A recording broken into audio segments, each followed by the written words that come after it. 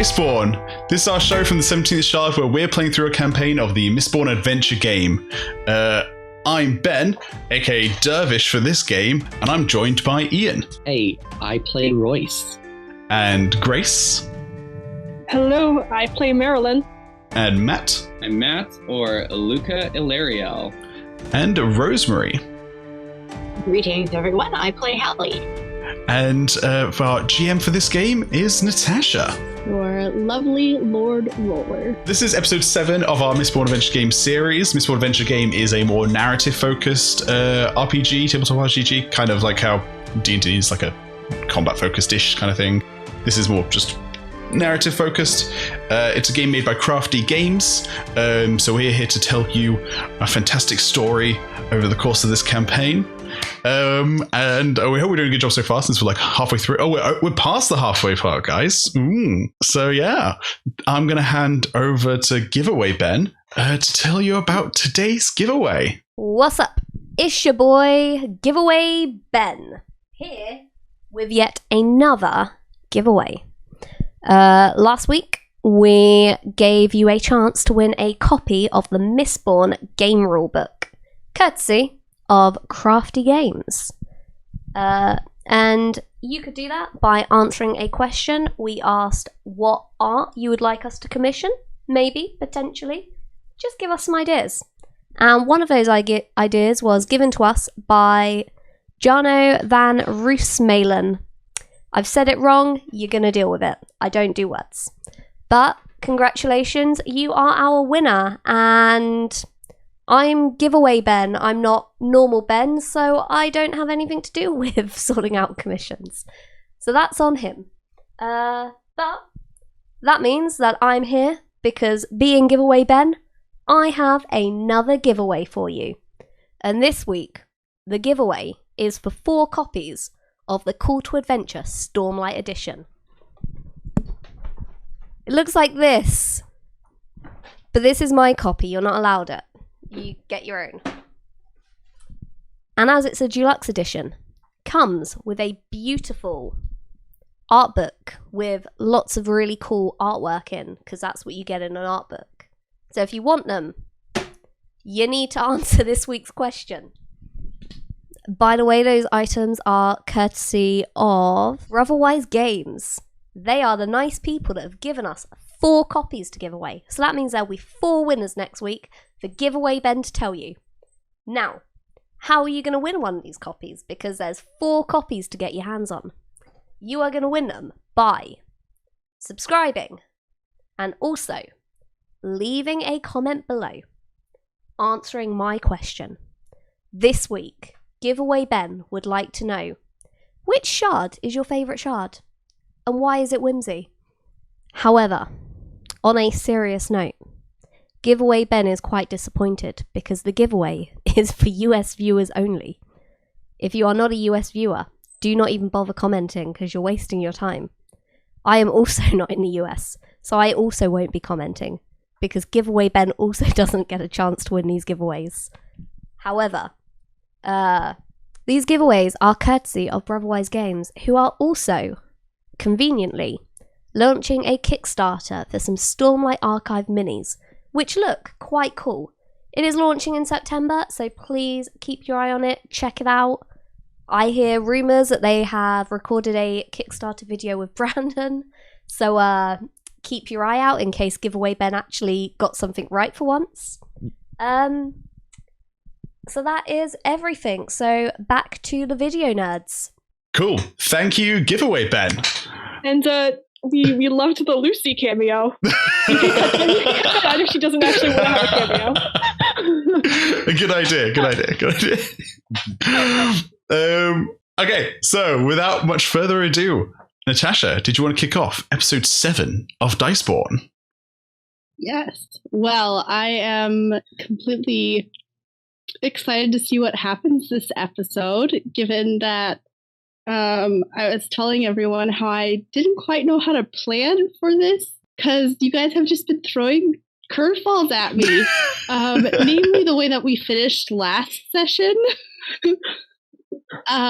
with, Dervish blowing Eddie's cover completely. Eddie being undercover as Mr. Drama and continuing that, whole thing, and sitting in the hot springs with Alarin Petrel, and then, Dervish walks by and pats him on the back and says, "Hey, Eddie," and just keeps on going. And then, everything clicks together for, Al, and he has Eddie arrested. So that's how we left last session. And was he arrested or just kicked out?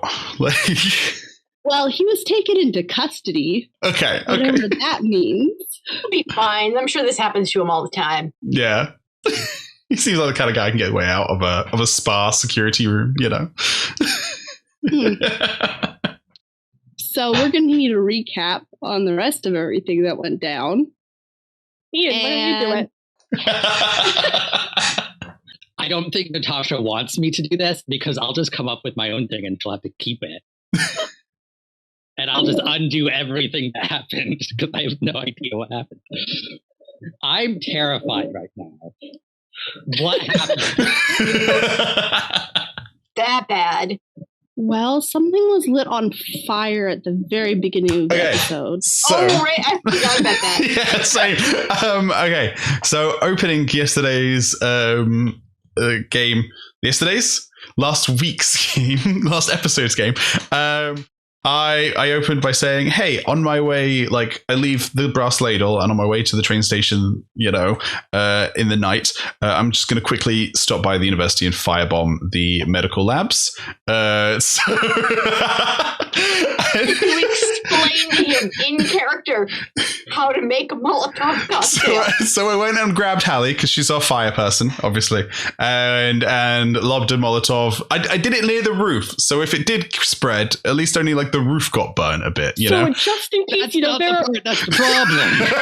just in case there are any other kidnapping victims locked in tiny rooms inside the building that we don't know about, and we don't want them to burn to death. Yes. So hopefully none of them were locked in the attic. And to be fair, first, Dervish, as an experienced thrower of Molotov cocktails, but not a procurer of Molotov cocktails, was very coolly asking where to purchase a Molotov cocktail. He goes to Hallie and asks where he can buy a Molotov cocktail. You can practically hear the eye roll. Royce knows how to make a Molotov cocktail. Well, you weren't there, Royce. So that's because Royce is smart enough. Royce, however, is also probably straight-laced enough he would not have gotten in on that nonsense. No. Hallie, however, is a tiny little chaos muppet. and then Matt, I think you then wrote a letter. Yes. Luca. Oh yeah. Because that was why Luca was late, but we did skip something. Yeah. Dervish's amazingly awkward, terrible with woman conversation with Leah. I tried to have a heartfelt moment with Leia, and she's like, "Bro, we're exes. What are you doing?" But she did give me a parting gift of a lovely little engraved gun. I think the comment was, "Oh, during our relationship, you didn't share enough of yourself or something like that." And then during the conversation, Dervish is like, "I'm gonna be going away," and I can't. It's just very vague. I can't say why. This is exactly. This is exactly why we broke up, Dervish. Yeah. I'm very aware of what I'm doing here, guys. Don't worry. Yeah. Oh, yeah. No, I appreciate what Ben is doing. Matt is Team Leah, though. In that conversation. And Luca was very late because he was struggling to write a letter to Rafe. It went through a couple iterations and ended with Rafe, stay safe, best Luca. Which is unbeknownst to Luca, possibly has some implications given around the same time the medical building was. And then Hallie said goodbye to her parents. They set me off with a giant picnic basket full of snacks. And guilt. Yes. Plenty of guilt. And the snacks become relevant later. They do. Yes. Okay. Right, should we do who wants to do the train first? Grace or Rosemary, do you want to do the ladies' cabin? Sure. So on the train, we have 2 first class private cabins, thanks to Luca. So we split up ladies in one, guys in the other. So ladies is Marelyn, Hallie, and Jelly. It is very awkward. Hallie and Marelyn not getting along super well. Jelly is not very good at cutting the tension. She asking questions with terrible answers. Tried to ask us both about our families. Which she asked Hallie if she had any siblings, and Hallie's response was, "I used to."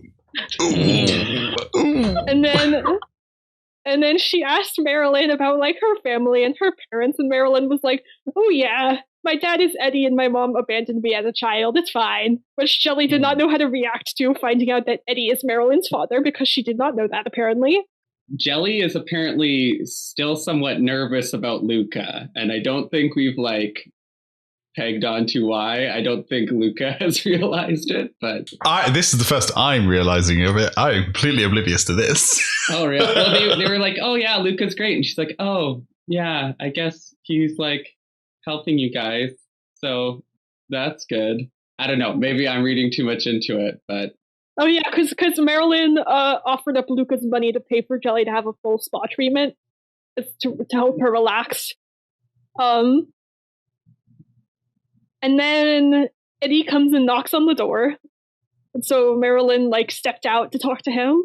There's one fairly relevant scene back at the hideout before we get onto the train where Hallie catches Eddie in her picnic basket stealing stuff, and she smacks his hand away, and she winds up putting a padlock through the wicker on it.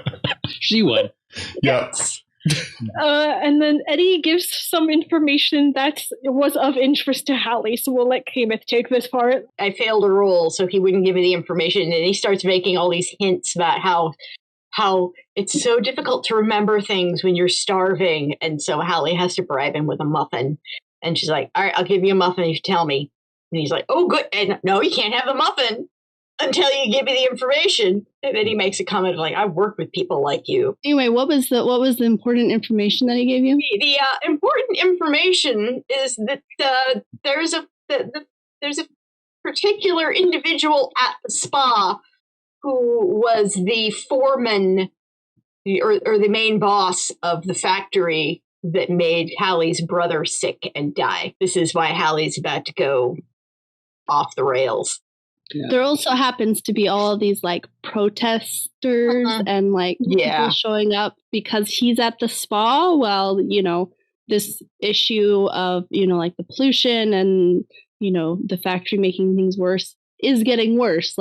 Hallie's brother was not the only one, just the first of many. And then once Hallie's done with that and goes back inside, Marelyn and Eddie have a conversation where Eddie asks Marelyn if Dervish knows. We do not know yet what he is referring to, and Marelyn responds, "You're not going to tell him." And then Marelyn calls Eddie out for being a terrible parent, and then goes back into the room and slams the door in his face.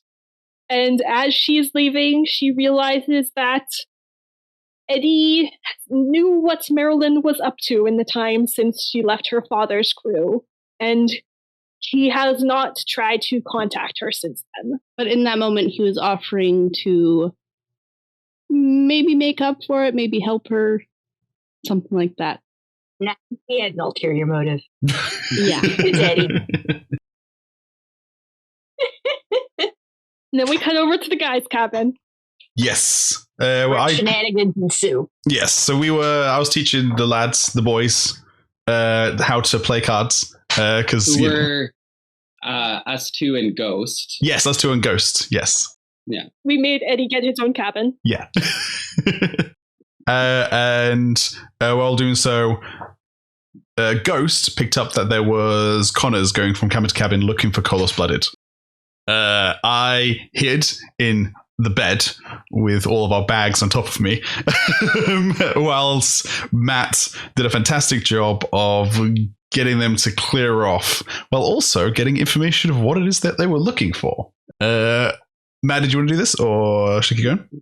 Sure. Yeah. Luka just kind of bluffs a bunch about being so scared. He's helpless. He's rich, and what are they doing about this? Blah blah blah, and kind of basically is so annoying that they leave without searching the whole room. But he does get. Yeah, you're trying to keep them there, which makes them want to get away further. Yeah, exactly. Yeah. And so we are revealed that there's Kolos raiders that they're looking for. The description, and I think Ghost actually got peeked at the descriptions. We also found out that Ghost is a Tin-Eye. Yes. Although maybe we suspected, some of us who are maybe more observant than me suspected that before. It was a reveal for me. Same. Yeah. So yeah, Ghost is so many hints your way. Oh yeah, no. We just in hindsight, it's very clear. Yes. So yeah, Ghost gets. So it's not Dervish they're looking for, but it is my sister, Dervish's sister, and 2 companions. Yes, and they're making their way back from Luthadel to the Roughs, and they're making a bit of a mess behind them, it sounds like. And it's not usual raiding, it is kind of wanton killing, or that's what it seems like. It's not, it doesn't seem to have like a clear purpose. And some people are saying the more killing Dervish's sister does, the stronger she appears to get, which is, scary. Could have implications. And Ghost also engages in some mail fraud or mail delivery. Who's to say? And delivers a letter to Luka from his sister, advising him of her wedding date and just kind of checking in. So while they're doing watch that night, Luka again struggles to write a letter for the second time in one episode. But eventually comes up with something. And who's the husband to be? The son of the local mayor in the small town where Luka's sister and parents live. I have Nickel Wooten written down. So Nickel is it's the Nickel Wooten wedding. Oh, so sorry, it's Cedric Wooten and Etsy Nickel. Yeah, Cedric. Gaia. Yeah. So, yes. Because his parents and sister don't use the name L'Oreal, which I noticed. Same. I was meaning to ask you about that, but I forgot. That is very interesting. And Luka wakes the girls up to tell them what happened. And they're just like, why are you waking us up in the middle of the night? And then it's the next day, I think. I think so. I don't think anything else. Yeah. So yeah, we got to the spa. There was protesters in the town below, and then I was looking up. There's protesters now, like outside of the spa as well. It's a very pretty spa. I got my hair done. I had a mud bath, and then now I'm chilling in the sauna or in the hot springs with Luka. I don't think I sat near you, did I? But you're chilling at yeah. So we sat separately in 2 separate, but we're in the hot springs whilst Hallie stews and in the sauna. Freaks out the employees for a while by having hot drinks and not coming out until she finally shows them her brass mines, and they're like, "Oh, okay." And then Marelyn is just sauna is sparring it up. I can't. Yeah. She's in an unestablished location. This one. Yeah. It's probably worth noting that Hallie is stewing in more than one way at once. She's physically stewing and mentally stewing. Yeah. We did have, when we got to the spa, some conversations with Ghost that might become relevant. Oh, yes. Everyone gave Ghost a different instruction. Conflicting let's see instructions. If I get this right, yeah. So Marelyn takes Ghost aside and tells him to be careful. Don't get caught while here. The man who runs this place is very, very dangerous. And then Hallie takes Ghost aside and asks him to bring back any information he can find about Lufrin Portel. Yeah. She gives him a muffin, and then Dervish. What does Dervish tell him? I told him if I know he's going to steal stuff, so try not to steal anything too big. And then Luca's just like, "Oh, Ghost, it's so good to be here. You're gonna love the spa. It's gonna be a life-changing time for you. Yeah. Like you're coming into your own kind of thing. Like gassing him up. Yeah. Not making him think that this is his first job at all.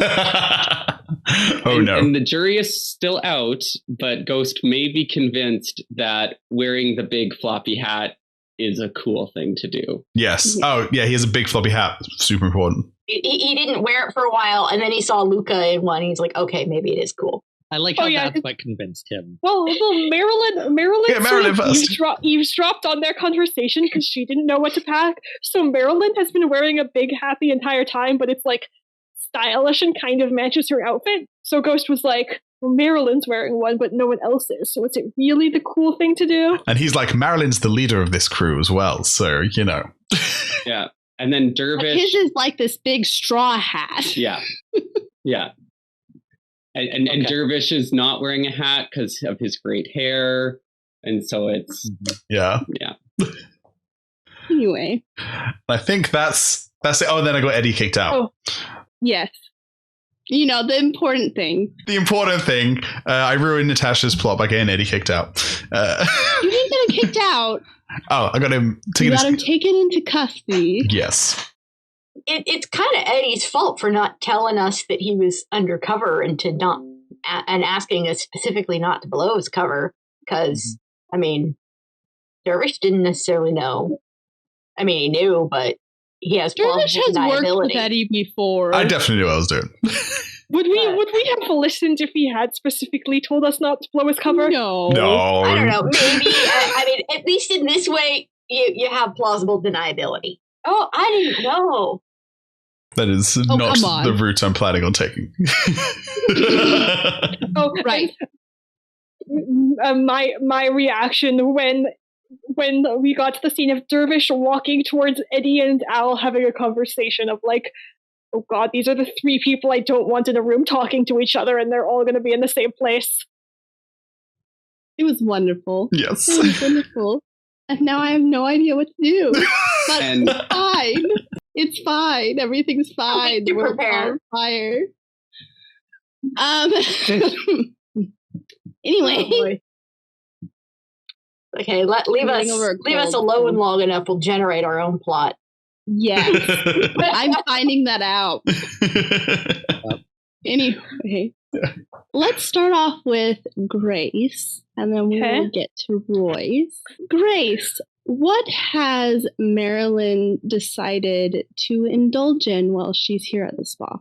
She's probably not really a hot springs person. So, maybe she's doing like mani-pedi, like doing a full like facial, like getting her hair done, kind of getting pampered to look nice. But yeah, she's not really a hot springs sort of person. So she's kind of avoiding that area, which is I guess where Al and Eddie are. So that's why she hasn't come across them yet. Okay. So not like a bathing suit out in the water sort of person, but like a, pampering and yeah. Okay. Jelly seems to have taken more to you than anyone else. Probably because she feels more at ease with you than anyone else, given your natural, soothing instincts. It's not that she follows you, right? Like Ghost follows you, right? That's kind of his nature, is he picks someone for a certain amount of time and then follows and shows up kind of deal. But Jelly, it's like you see her just more often than you see everyone else. Mm-hmm. And at one point, you're coming out of having just gotten your facial, and your skin is that like glossy, smooth, that like slightly shiny, fresh sheen. And Jelly is out in the hall and she's actually talking to someone, which is strange. I mean, given that Jelly doesn't talk to anyone, but she's talking to the young man that you saw previously. He is in a wheelchair, and like 5 feet behind him or something is a bodyguard. A very, very large man. This man in the wheelchair he has this blonde hair and, kind of like striking like greenish blue eyes. And he and Jelly are, kind of just talking. They seem to know each other. It's definitely friendly, but not like, overly so, and you can't tell whether or not she needs help getting out of the situation or if she's comfortable. Okay, I'm going to walk over there and insert myself into this conversation. So she says, "Oh, Letta, this here is an acquaintance of mine. He worked with my mother. This is Brayden Hadriel." Oh. Raiden Hadriel? It's a pleasure to meet you. And he, politely... Hadriel here too. Ian's reaction has me. Yeah, no, this is not awesome, but... I kind of twigged with the description. I was like, I think Ian might recognize this individual. And we didn't mention him in the recap. When he was referenced the last session, I was like, I bet he's a backstory person, and I bet it's Ian because no one here is having a reaction. I mean, I kind of forgot about my reaction. Hadriel is a dirty word to Hallie, so I think you're getting Hadriel versus... I'm a Hadriel. Hastings, you're right. Hastings, you're right. You're right. Okay, never mind. I'm gonna sit here and shut up. Yeah. So, Brayden, kind of pushes himself to stand with, one hand against the chair, politely, and he gives Marelyn a nod and he says, "Pleasure to meet you, Letta." And then he sits back down. And he says, "It's been a while since I've seen Genevieve. Well, I worked with her mother, and my mother worked with her mother before she passed. But we were just catching up. Sorry if I was, taking her away from you." Oh, no, that's not necessarily at all. You work at the... I'm sorry, in character, I think Marelyn knows this. What's the consortium called? It's Ian? The Imperial Consortium, and it operates out of the First Arena Bay. Okay. You work at the Imperial Consortium? Yes. By a couple removals, but yes. What exactly do you do there? No one's quite been able to tell me. What the consortium does. Just in general, what does the consortium do? It's a banking establishment. So, acquisitions, security, of various people's money, investments, anything that you can think of that a bank would naturally do. Ah, of course. And what's your role there? I'm working with insurance. Well, it was lovely to meet you. I'm gonna head off, not take any more of your time. I'm sure you want to take full advantage of the spa.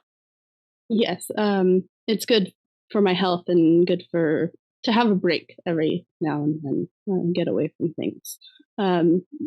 I shall see you around, Letta, Genevieve, and he wheels himself back, and the very large man follows him.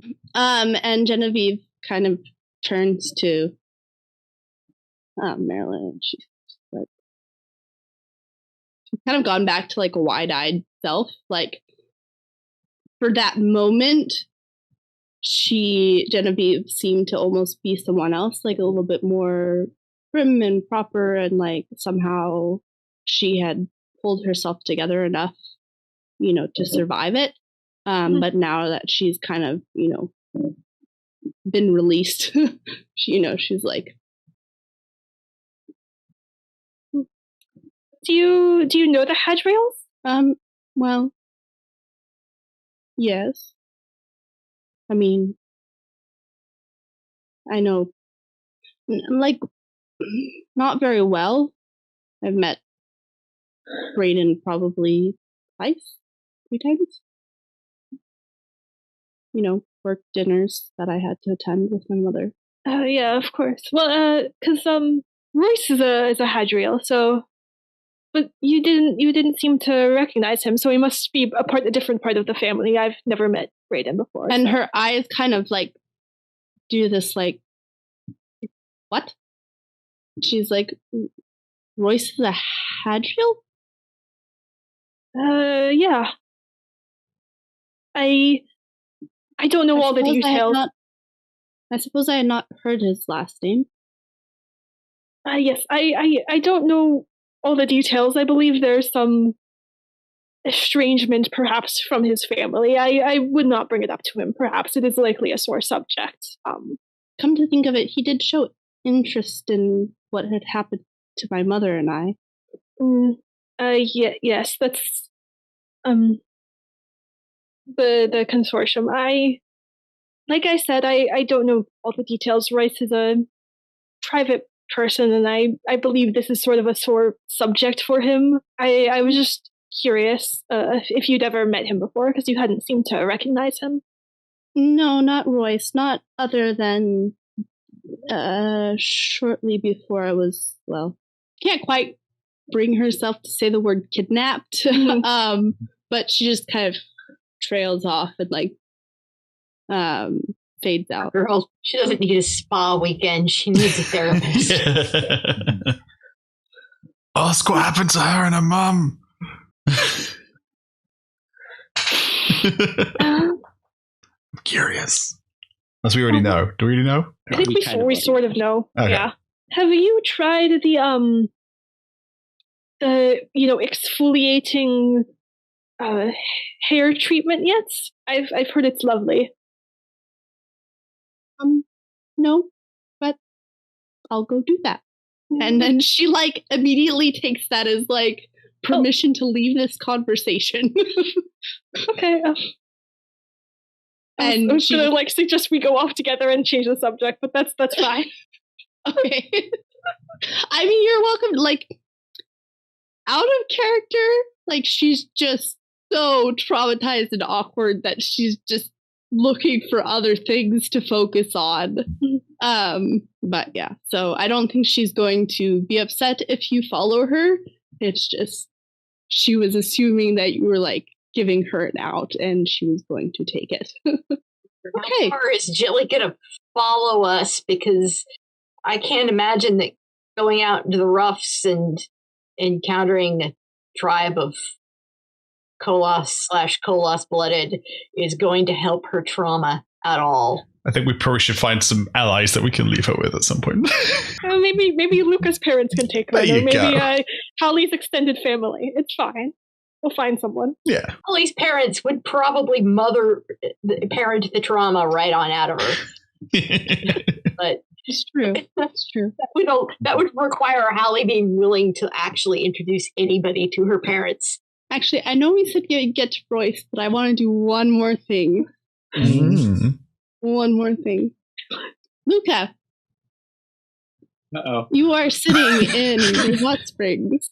Yes.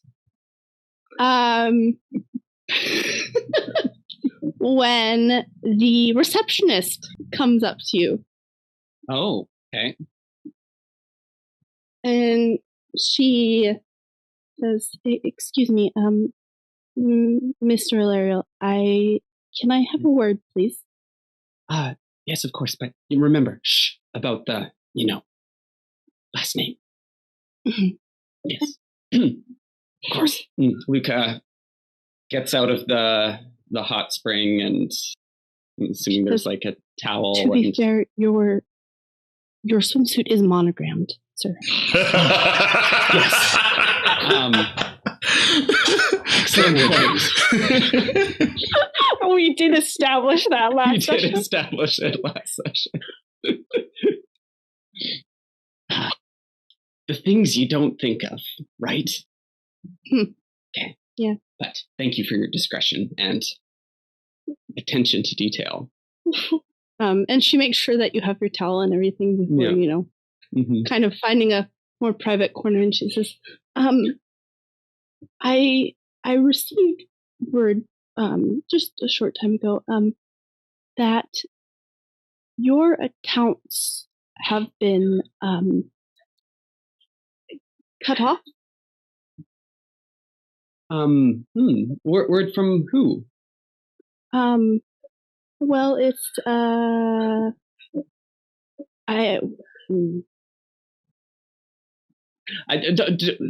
know this is awkward, but I'm sure it's some sort of miscommunication or something. So if you just tell me the origin, I'll get it sorted out one way or the other. It's really no trouble. And she reaches into a pocket and just hands you a letter. Okay. Okay. Excellent. Should I read this now?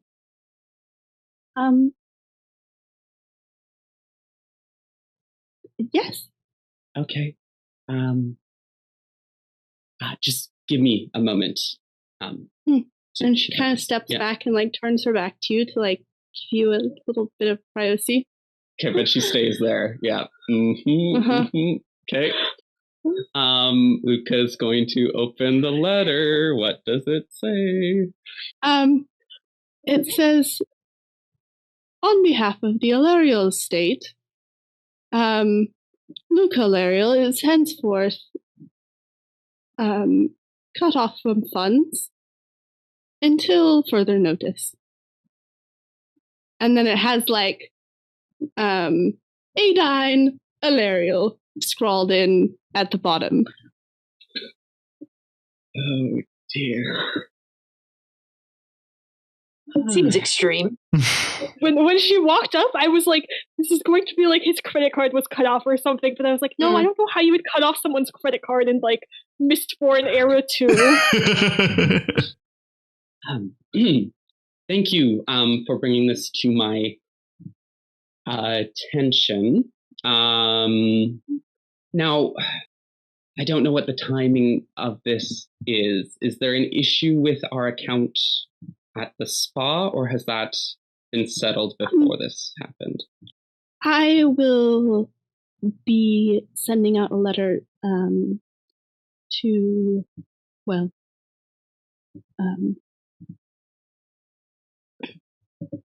and we will get this sorted, I'm sure. Yes, absolutely. But absolutely. give me a little, a day maybe, and you will have a full understanding of what this means. And however, if there's any... I would not intend on staying here past tomorrow. Unfortunately. Excellent. Yes. Well, of course, and everything will be sorted out eventually. I might need to write some letters, call on some people, but we will make this all right as rain. Apologies for this unfortunate, unexpected inconvenience that came up without notice. You understand, but it will. Yes, we'll figure it all out. Oh, of course. You'd be surprised at how much this happens. So don't worry about it. We'll figure it out. I'm sure. And as always, I appreciate your discretion. Of course. I won't involve Mr. Alaran if I can avoid it. Yes, thank you. And this is the GM's revenge against us messing things up last time. No, this is a planned plot point. Yeah. Is this happening in view of me, or has Luka been like taken into like a different room? You see that he's been like taken off. So you're not quite sure what happened, but yeah. I might get out and go check on him anyway. Just okay. Yeah. Are we in fancy rooms? I forget what we said were. This is like Luka. Like yeah. I assume the hot spring was like a big open like area with lots of hot springs. Yeah, the outdoor one. Yeah. Cool. I'm going to go find Luka. I didn't put a towel on. I'm still dripping wet. And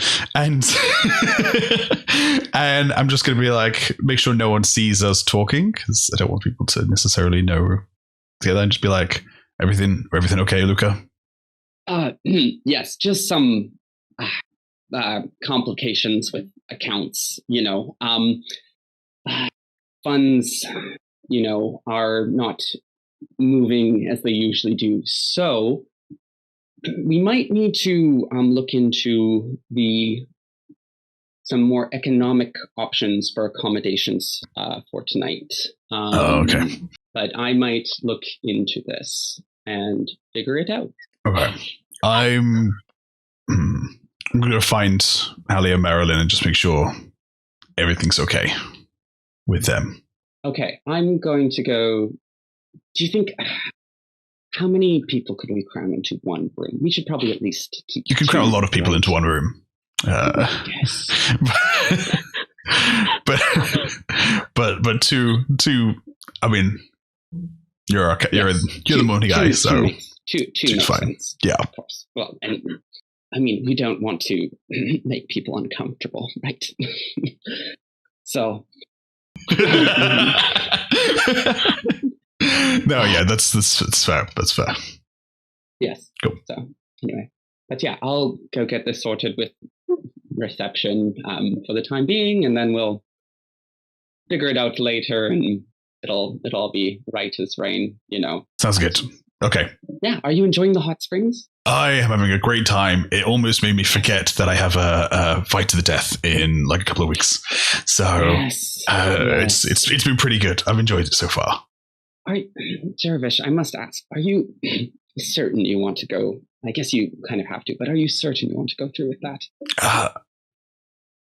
I've been thinking of ways to get out of it, but every time I do, I just think I've been trying to get out of this my whole life, and it's kind of been forced upon me that I kind of need to just deal with it now. And I feel like, I do think this is the way to go. I'm just gonna do what I can to tip the balance in my favor, but this is what I want to do.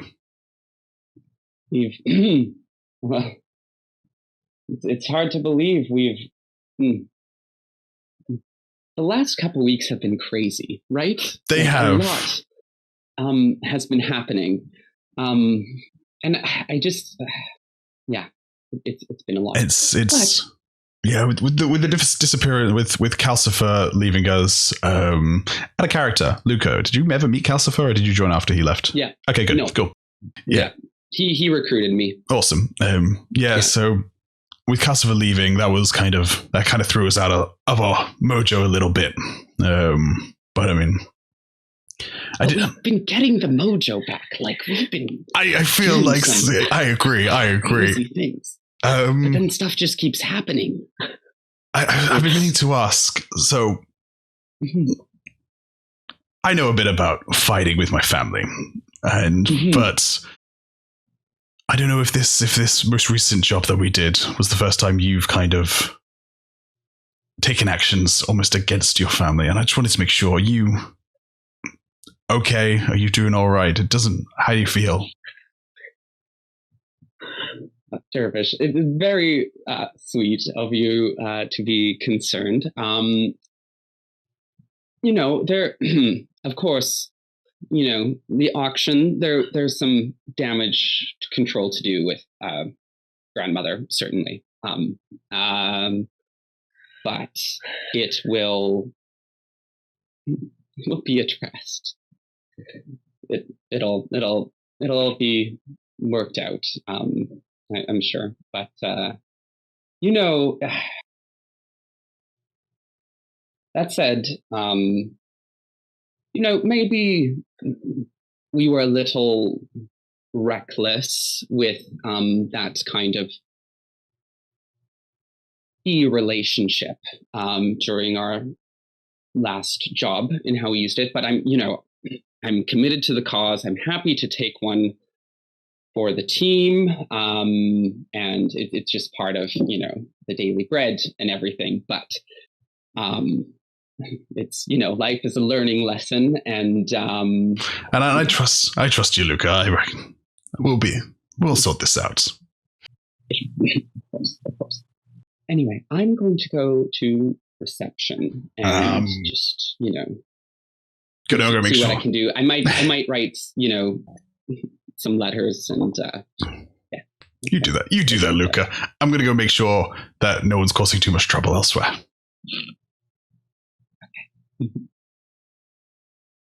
Okay. As they split, now we're gonna get to Royce. Yeah. So, back in Elendel, Royce has been tracking down various leads that he's come upon. Yes. Most of these have to do with the lovely Genevieve, and her mother, and the creative accounting that her mother did for the bank while Royce is out on the town, tracking down various people, having various words. I would like, Ian, I'm going to have you make a roll for me.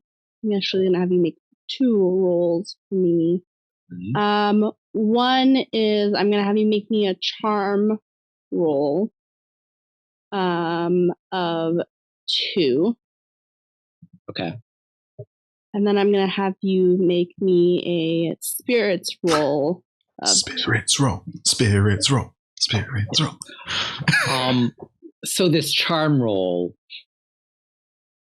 so this is to get information out of people. Yeah. So the charm roll is, you're, visiting like a couple of the branches of the banks right in town, and asking some questions of the people. Okay. So I do want to be burning tin during those conversations. Okay. So I get my elementic lie detector trait, which should be a +1. And then information acquisition. Okay. Perfect. So that's charm 4 +2 is 6. And you said difficulty 2. Okay.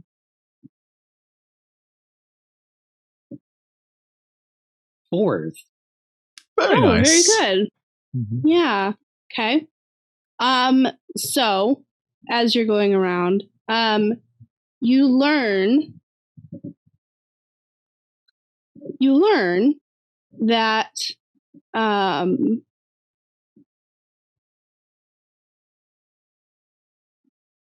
that Genevieve's mother worked very closely actually with the Ilarial family.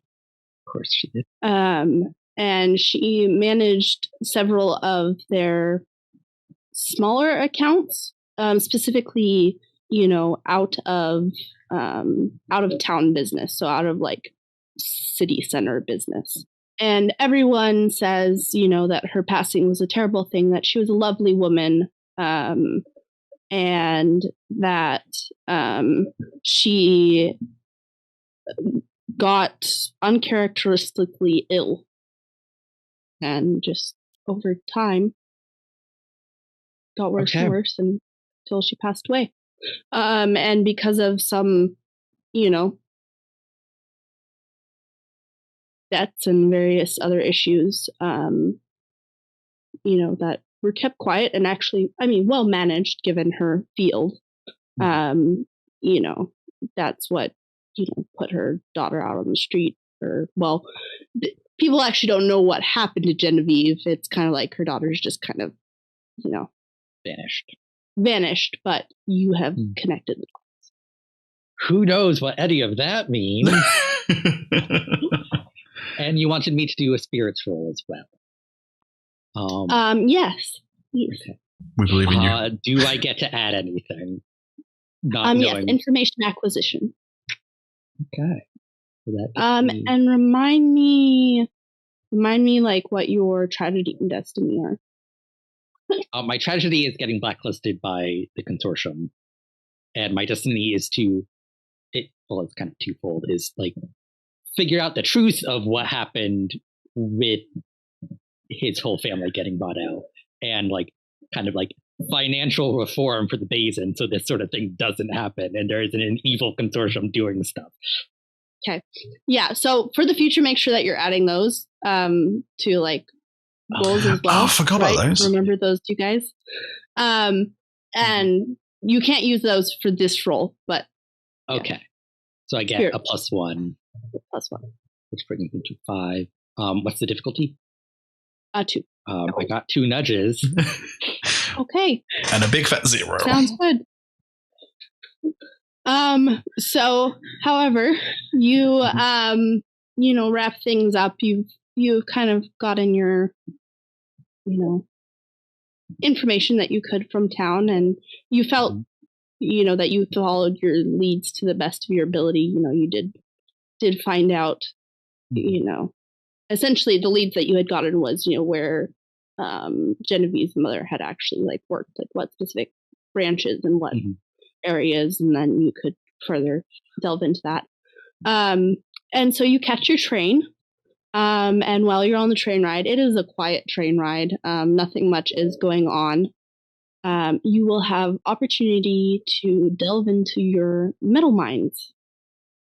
Okay, so for like the first like little bit of the journey, he's just sitting there looking at a little copper clip, just like turning it over in his hands before putting it back in his pocket and doing some digging into his metal mines and assorted things. So trying to like put the pieces together now that he knows a little bit more about the consortium, and like he's definitely figured out certain things that I'm not going to talk about right now because it's going to come up later in the session probably, but kind of he's going to start like actually looking back into his father's death right now. So you are looking into your personal metal mines, not into personal. Okay. Yes. Okay. So I will have you roll for wits. You may add your backstory stuff, but you may not add information acquisition because that is not what you're doing. Right? Yes. We have information. Okay. I do have stored information about Leighton's death, +1 on any future rolls relating to that. Okay.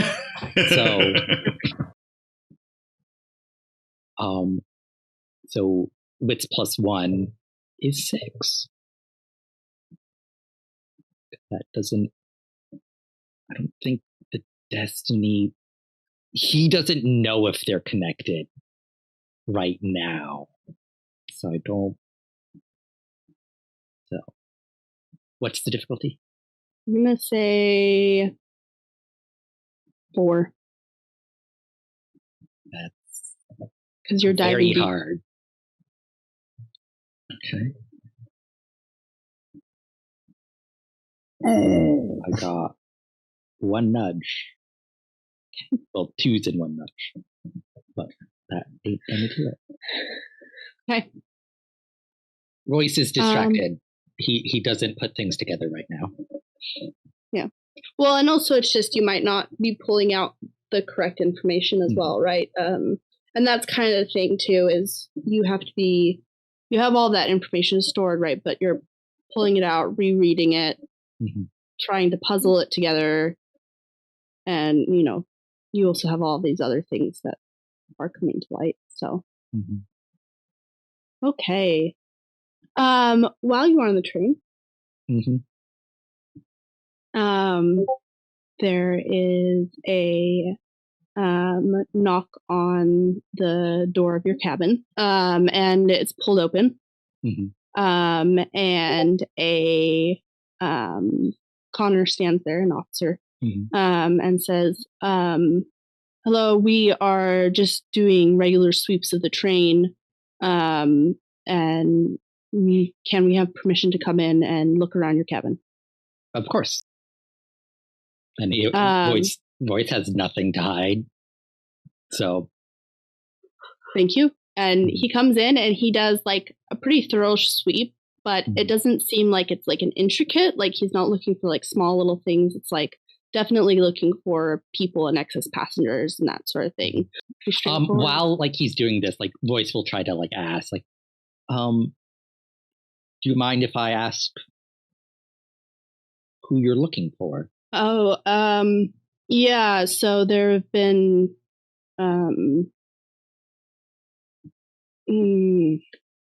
there have been some Kolos-blooded crimes,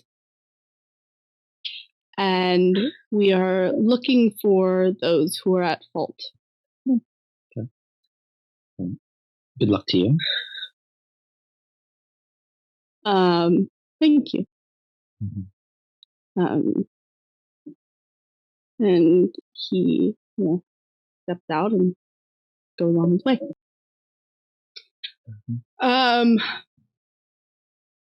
Royce, will you make me another spirits roll of 2? 4s and a 9.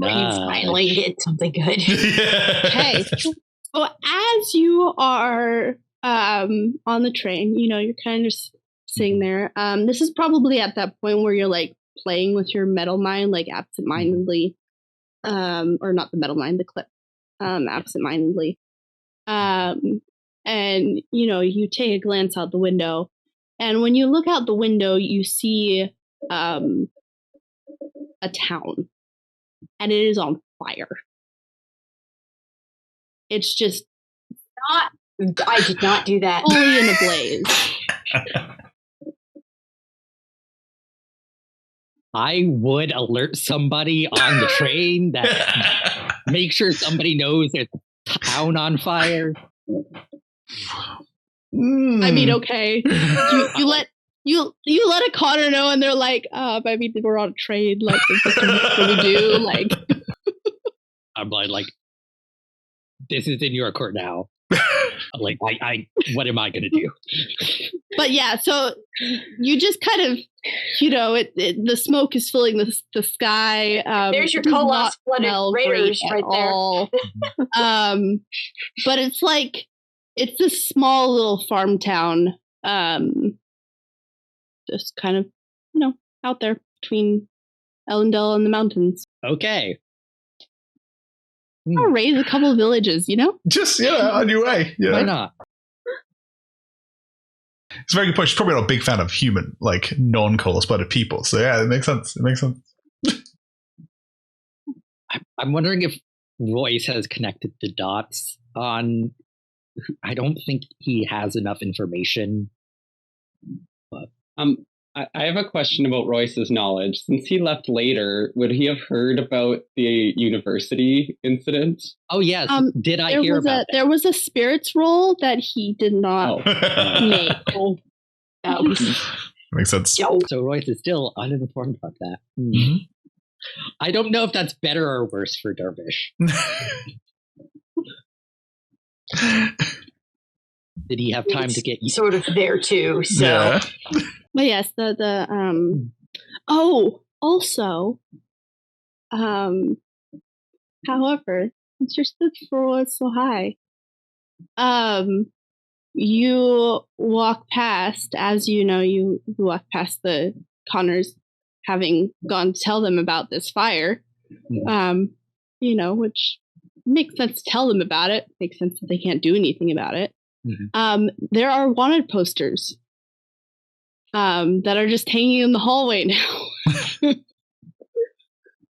Do I recognize some of these? There are 4 of them. Oh, no.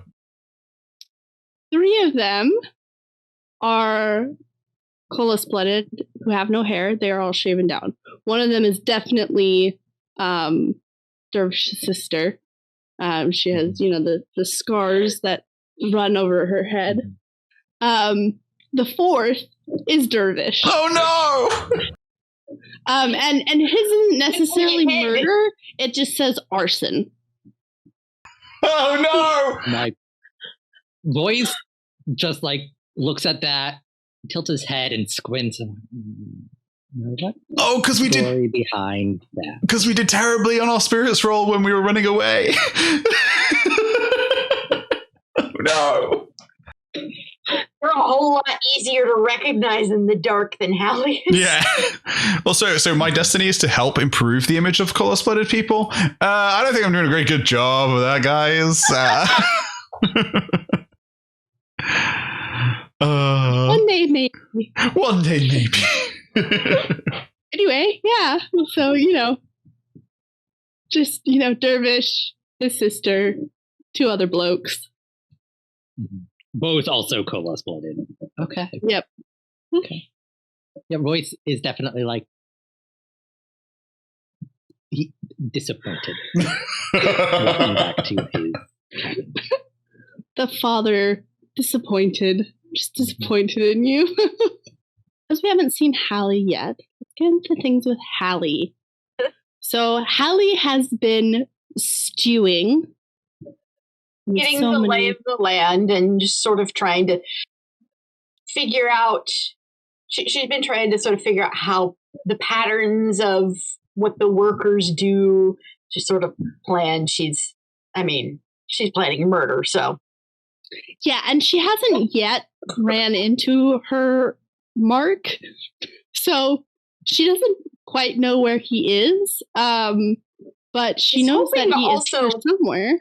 Find Ghost, but and hoping that Ghost pops up with some information for her sooner or later, so you can go, okay, thank you. But also, if she has the opportunity to get a look at the spa schedule to see if she can find Mr. Portel's planned activities.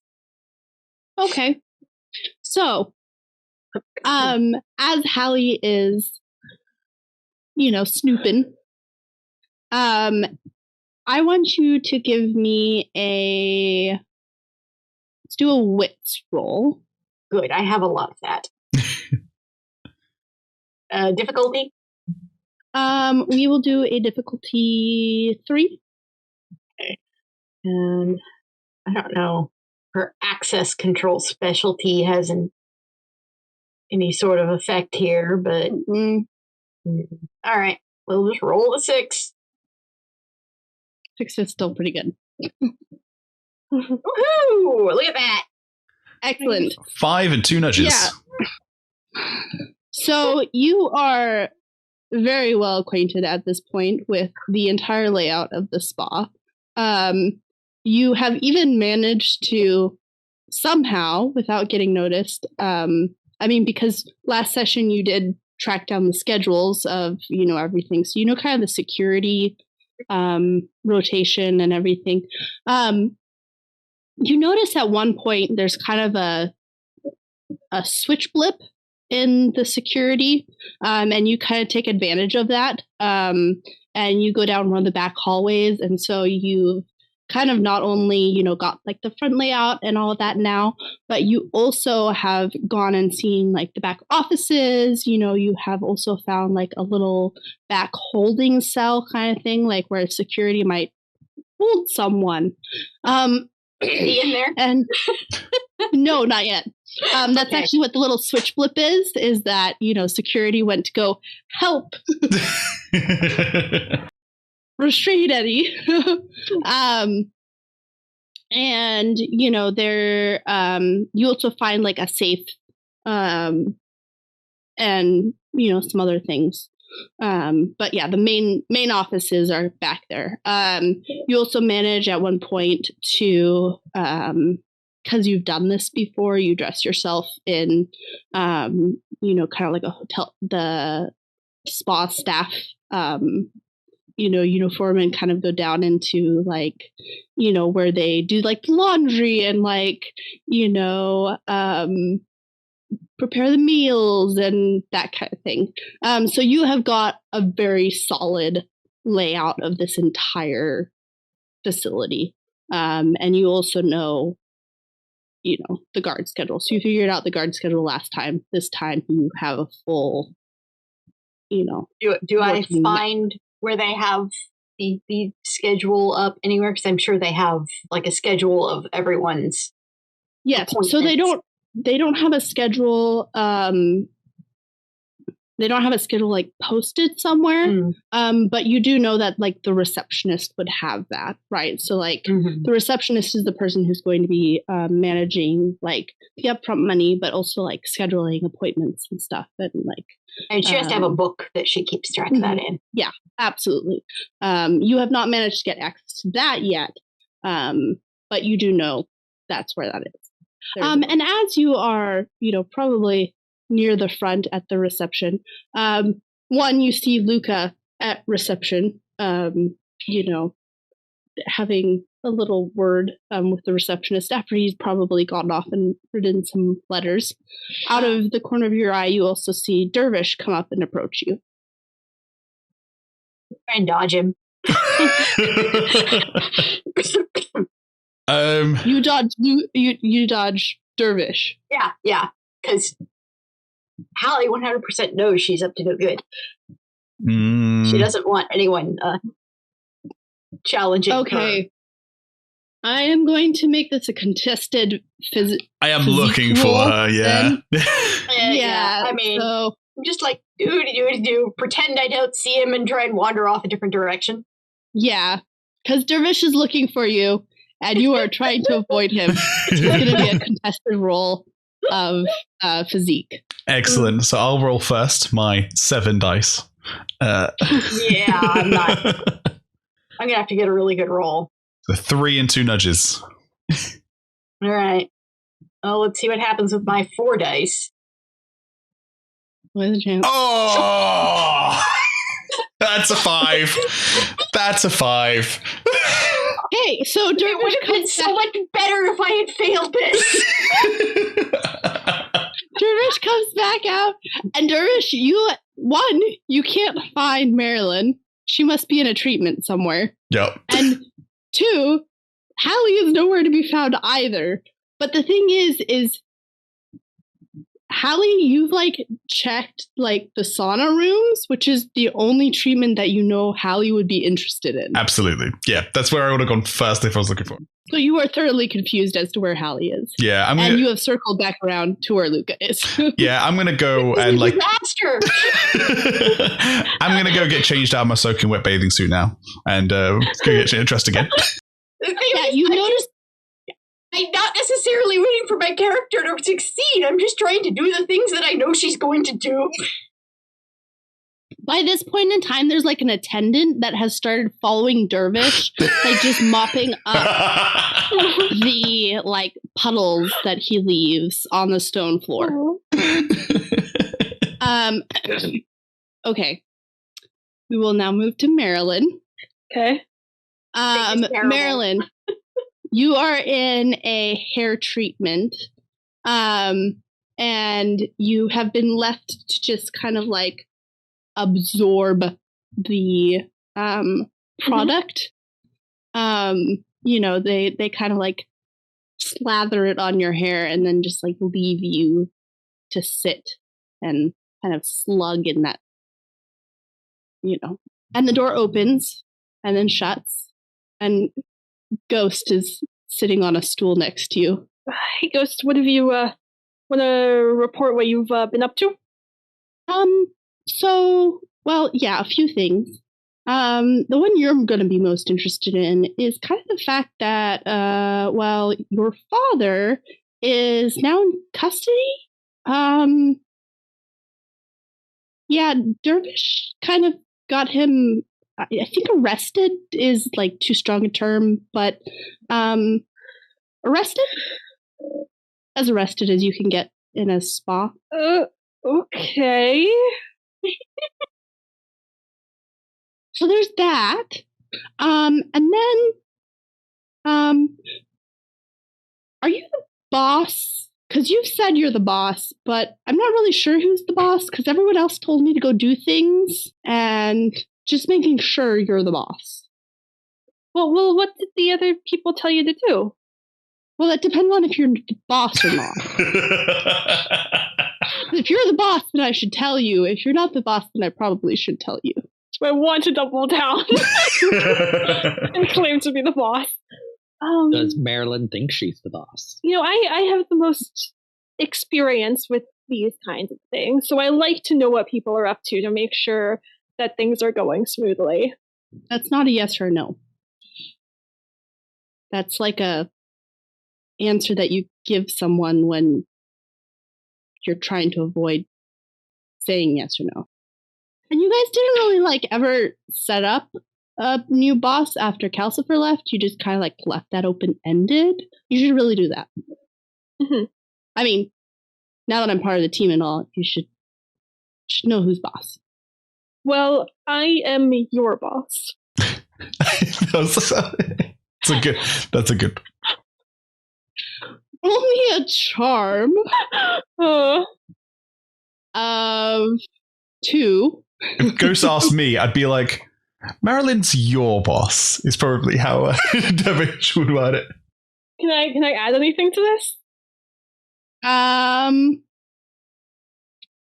mean, is there any, what do you have to add? You're essentially trying to convince him to tell you secrets because you're his boss. What's your destiny? Are you going to sue him? My destiny is to become the crew leader. Okay, so that counts. I mean, are you going to soothe him to try and influence his response? I think I will soothe him here. I'll bear the charge. So that's an extra dice as well, I think? Mm-hmm. I think that's the way we're playing it. I don't know that that's how it is by Raw, but it just makes sense in my head. So it's a 2? Mm-hmm. 2? Okay. That's a lot of dice. That's a lot of dice. Hey! That's a 3 and 2 nudges. Okay.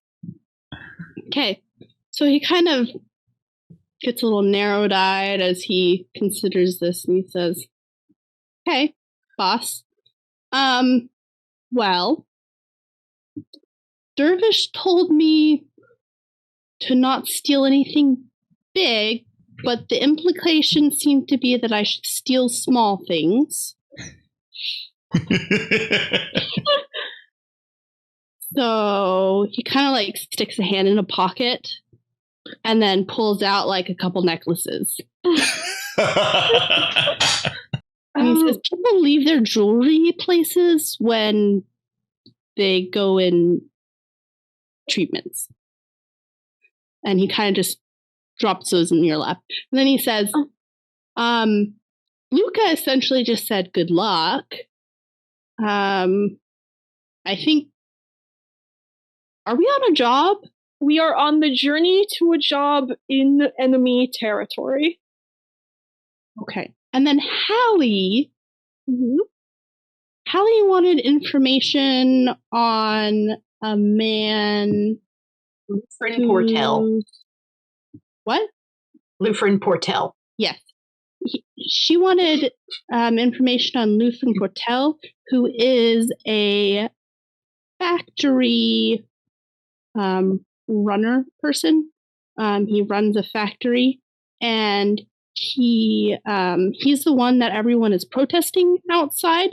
And he kind of scrounges in another pocket, and then he pulls out like a crumpled piece of paper and like flattens it out, and he's like, this is his itinerary. And she's like, should I be giving this to you or Hallie? Okay, so here's what we're going to do. You're going to give me the itinerary, and I'll go talk to Hallie. You can't find her. Yeah, you take this jewelry and go find a lost or found to put it in without getting caught. And then why don't you wait? Why am I putting the jewelry in the lost and found? Dervish was confused. He didn't want you to steal anything. Okay. And then how about you go keep a watch for when Royce is coming up, and then come find one of us when you see him arrive. Okay. Oh, and one more thing. Yes.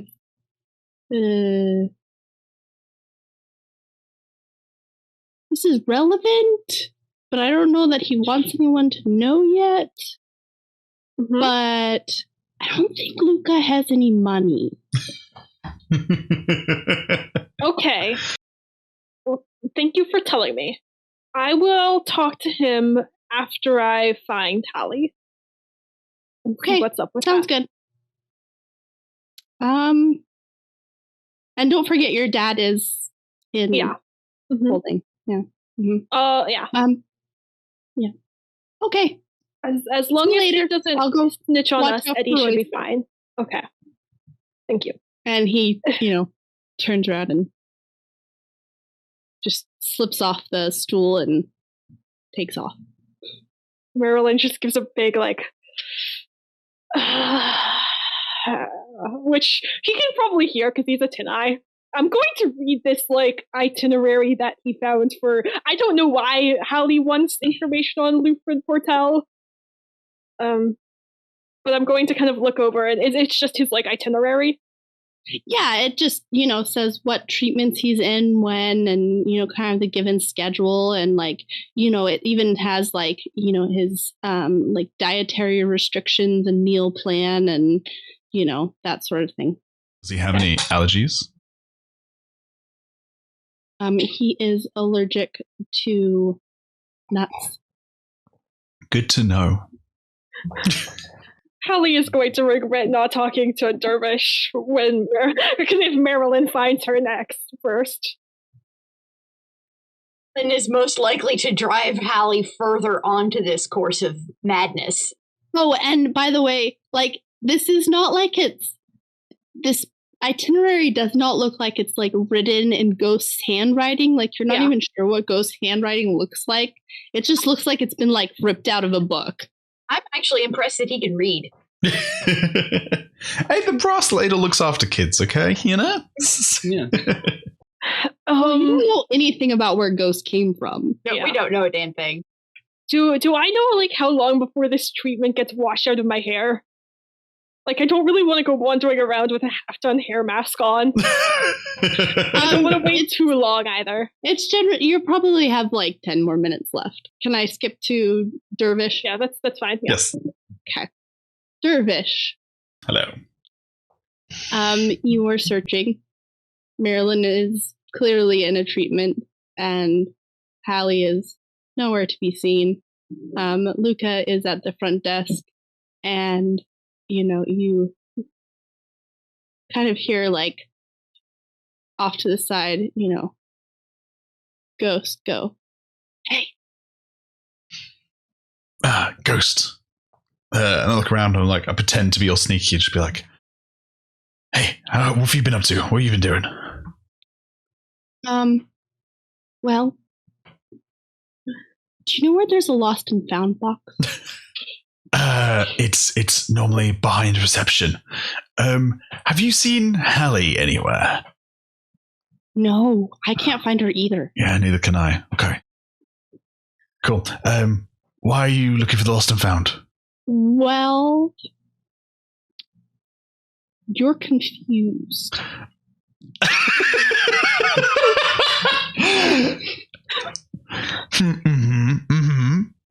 And what makes you say that? Well, I stole some necklaces. Nothing too big, right? No, they're necklaces. They're quite small. Yep.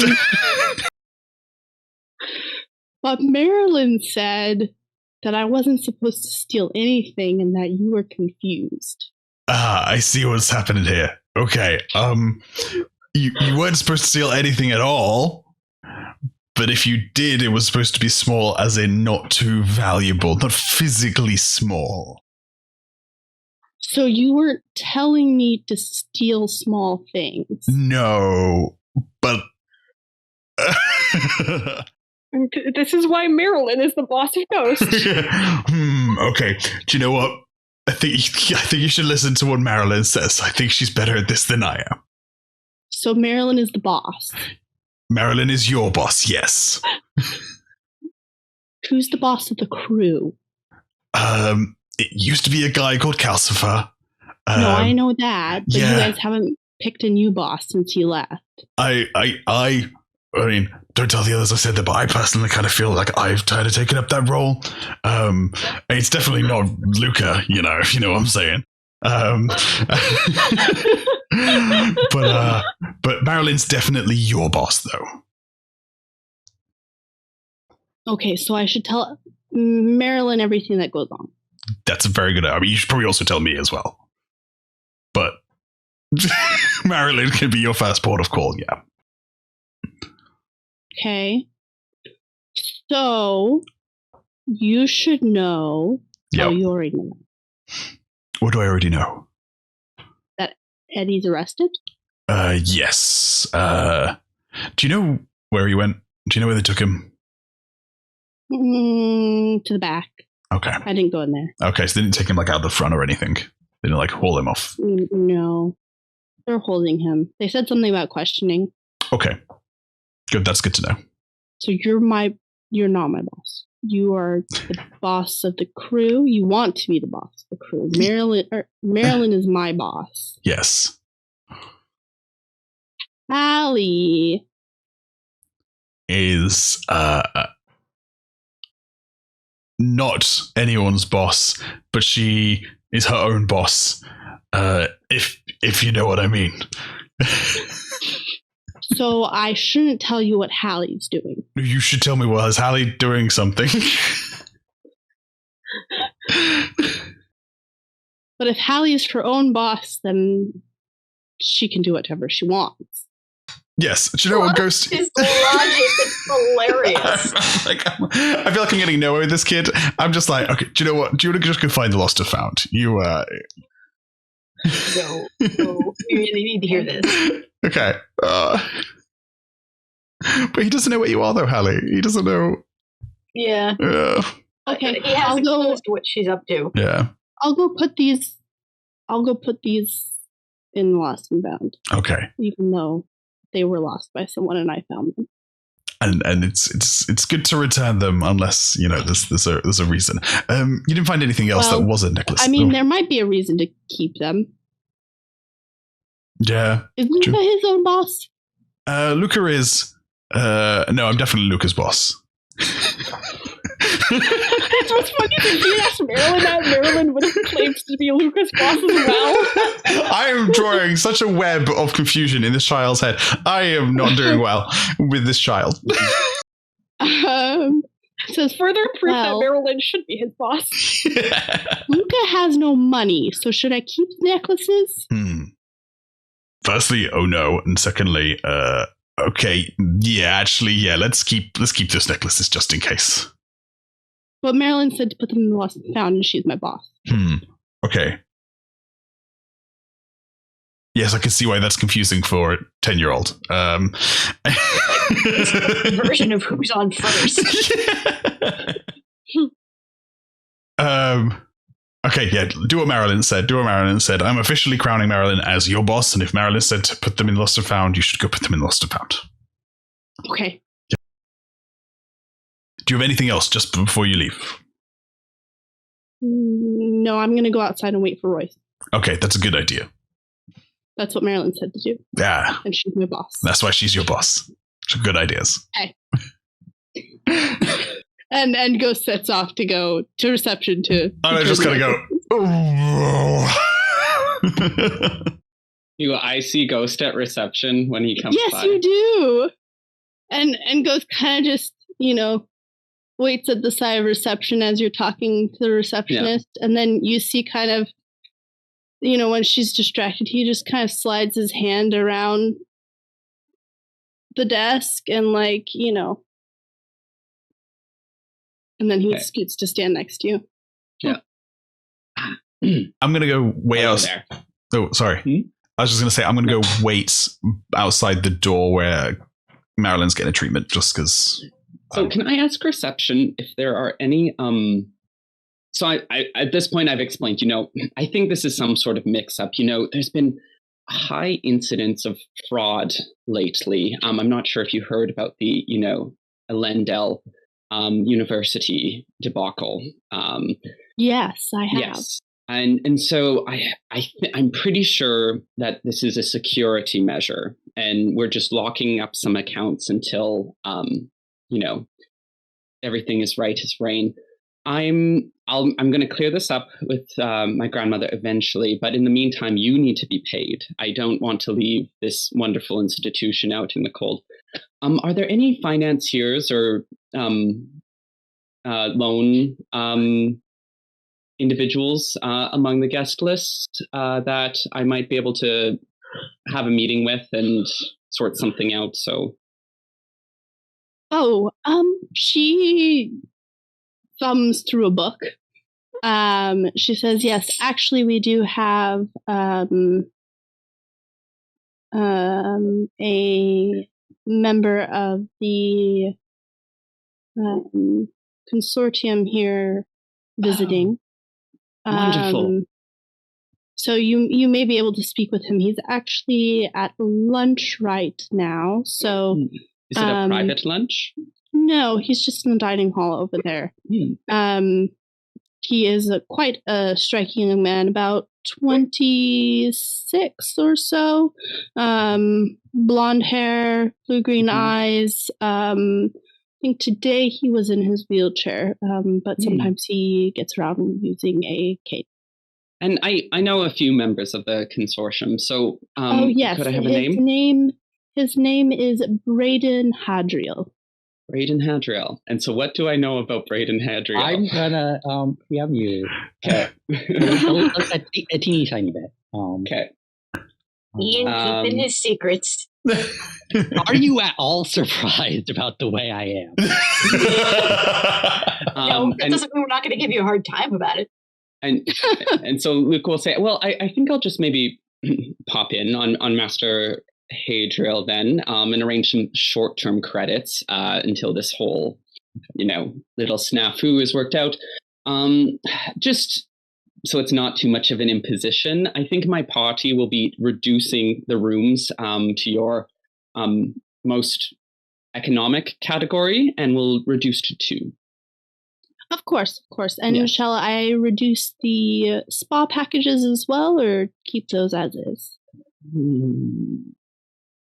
What time of day is it? It's in the afternoon. The afternoon.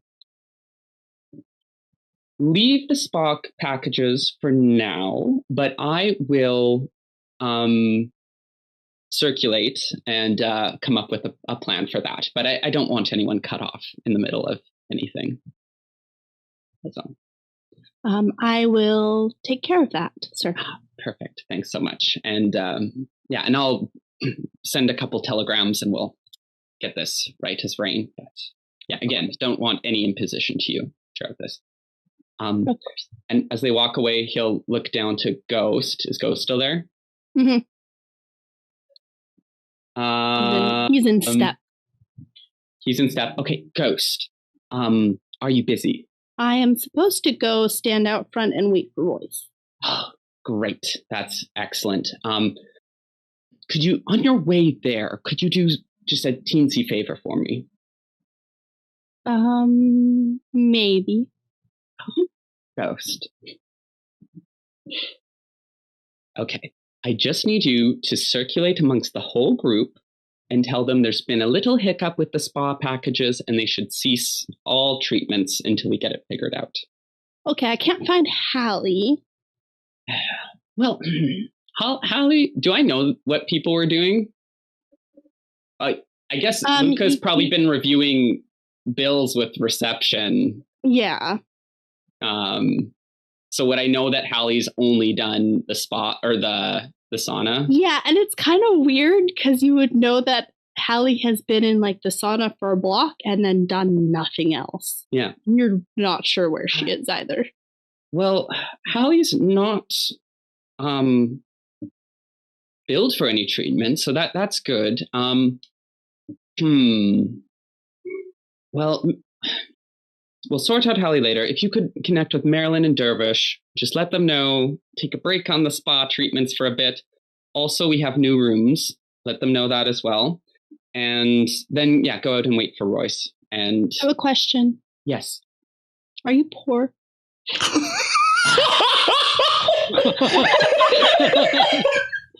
So, let me tell you something. I know it's impolite to ask. No, it's fine. This is a good education moment. So when you are at a certain level of finance, money becomes very fluid. There's a lot of ins and outs and stops and gaps. And so, am I poor in this moment in that do I have restricted access to resources? Yes. But wealth and resource is wider than that.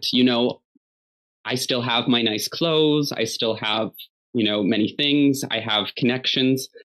It's not a easy category to define once you get to a certain level. It kind of takes a moment. So let's think of it this way. Did you bring everything you own with you on this trip? Yes. Yeah. Let's say you had a big chest of money. Okay. I don't. Well, just for imagine you have a big chest of money and you couldn't carry it with you. You couldn't carry it with you. So you buried it in a secret, sneaky place that only you know because, you be careful with your big treasure chest that you don't want to take with you. And now you're here and someone needs you to pay for something. Okay. You don't have your money that's in the chest with you. Are you poor or not? Be here for a while, folks. Another question. Yes. Do you have a treasure chest of money or is that your grandmother's? It's a metaphor, Ghost.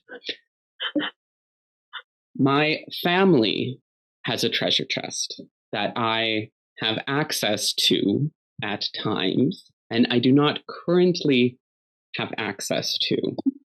But that doesn't mean I will never have access to it again, or that we cannot just sort this little thing out. Is that helpful? Was it helpful for you? I mean, I enjoy your company, Ghost. You have a very soothing presence about you. And, to be honest, I have been having a bit of a stressful time in the last while. It's, it hasn't been easy, but I appreciate your attitude. But if you could, as a favor, I would very much appreciate it if you could just notify Dervish and Marelyn that we're going to take a break from the spa package. If you see Hallie, let her know that as well. And hopefully we can all connect once Royce gets here. What about Jelly? Yes. Oh, Jelly. Yes. Ask Jelly as well. That there is. Just tell her there's a pause on the spa package. Nothing to worry about. She's been through a lot, Ghost. So really, we need to just tell her to enjoy the grounds or some of the free amenities until we sort this out. Okay. Thank you. You're excellent. So are you. Dervish is your boss. And he turns around and just walks away. Luca's kind of like, I thought Marelyn was my boss. And then, so Luca will go off to the dining room then. Okay, perfect. I am increasingly convinced that Marelyn made the right decision by becoming his boss. Yeah. So Marelyn, your spa treatment wraps up. Your hair mask comes off. They put it up in a nice little, bun, and then you walk out, and Dervish is standing there. Dervish, I assume you were looking for me. Yeah, I'm worried about Hallie.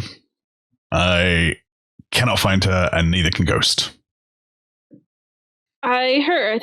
I was going to look for her myself once the treatment was over. Good idea. Oh, I may have got your dad arrested. Sorry about that. I think we should probably, before we leave, we should probably get him out of the bind he's currently in. That might be difficult, Dervish. Yeah, we've got people out of worse spots. Dervish, I can't get caught here. Why not? I know the owner. I'm not supposed to be here.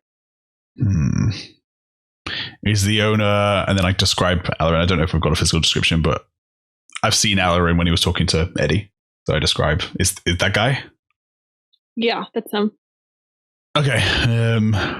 Yeah, he was in charge of the security at the auction as well. So I've been trying to not be seen by him either. I didn't realize you guys had history.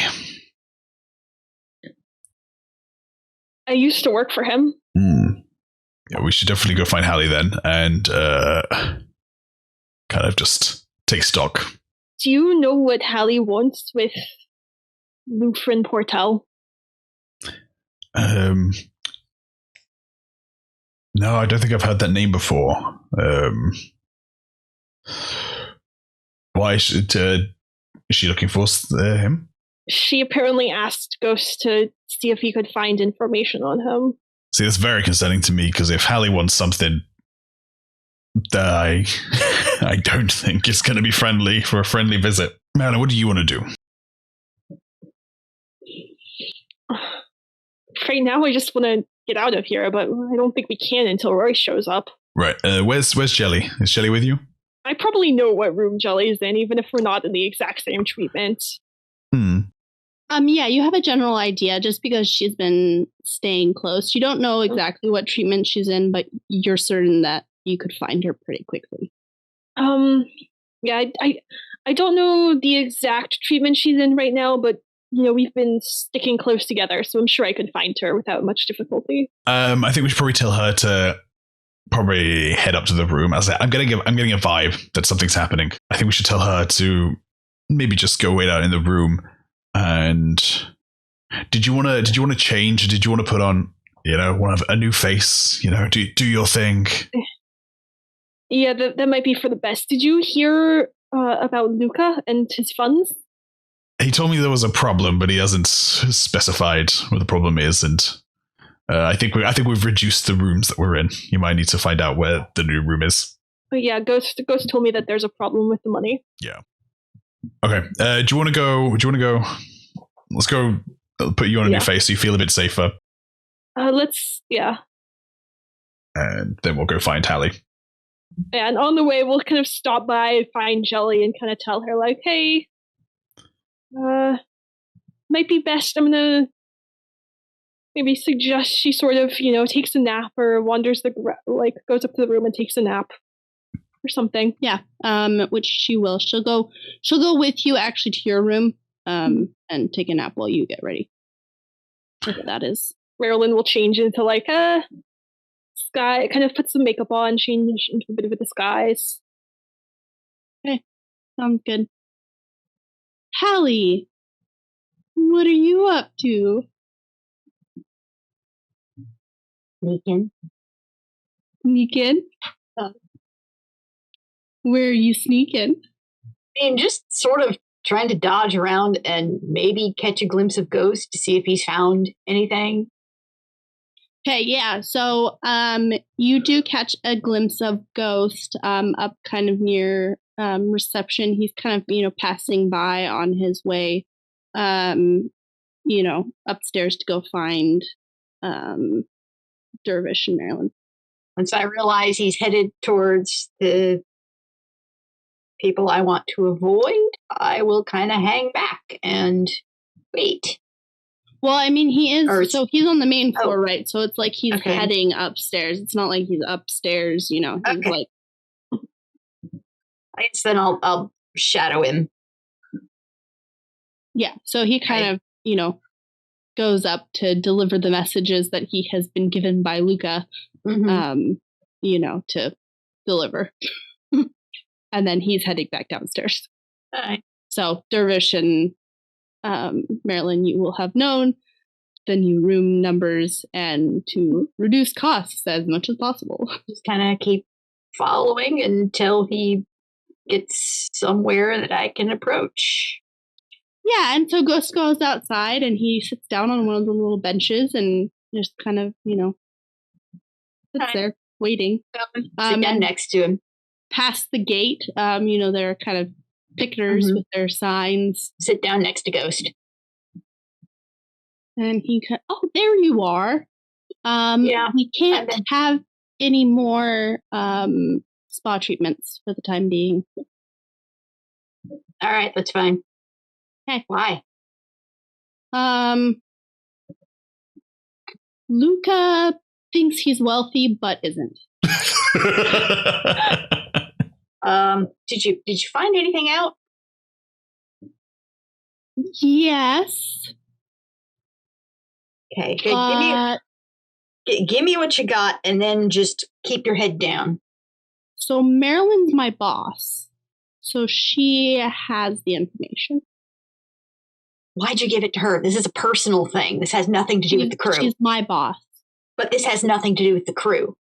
You're your boss.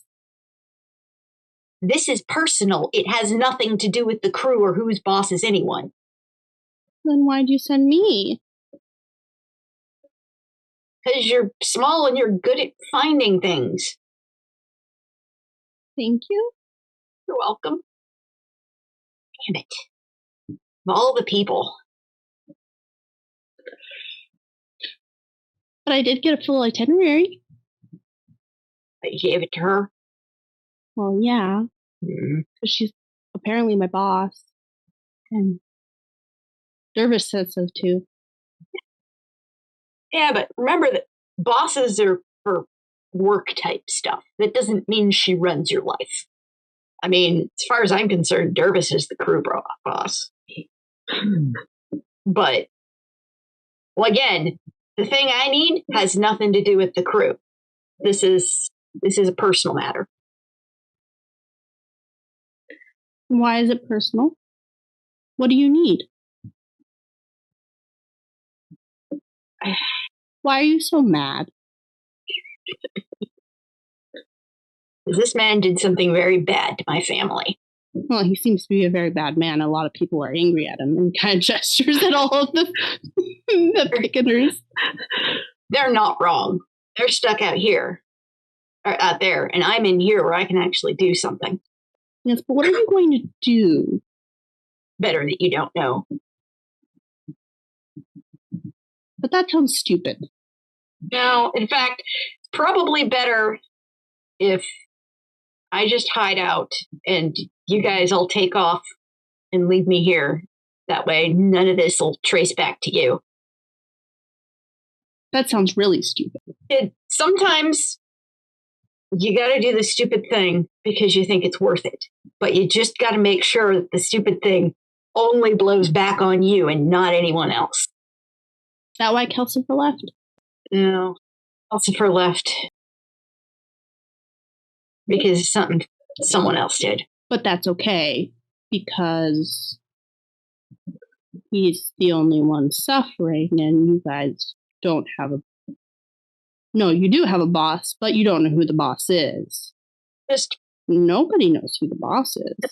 Dervish is your boss. Dervish is Luca's boss. Dervish is not my boss. Marelyn is my boss. You are your own boss. My job, though, regardless of whose boss is whose, is to make sure nobody does anything that makes anyone else unsafe. anyone on the crew. Basically, and that's everyone's job on the crew, is to protect the rest of the crew. And what I'm doing here, I got to do for my family, but I also got to make sure it doesn't hurt the crew. So you just let them know that I got to stay behind. And once they're gone, I'll do what I have to. How about instead, because you're your own boss, so you could make your own rules, but I have to do my job. So you can do that, but you're not my boss, so I'm not telling anyone. So if you want them to leave, you have to tell Marelyn. I'm not talking to Marelyn. Then you want to talk to Dervish?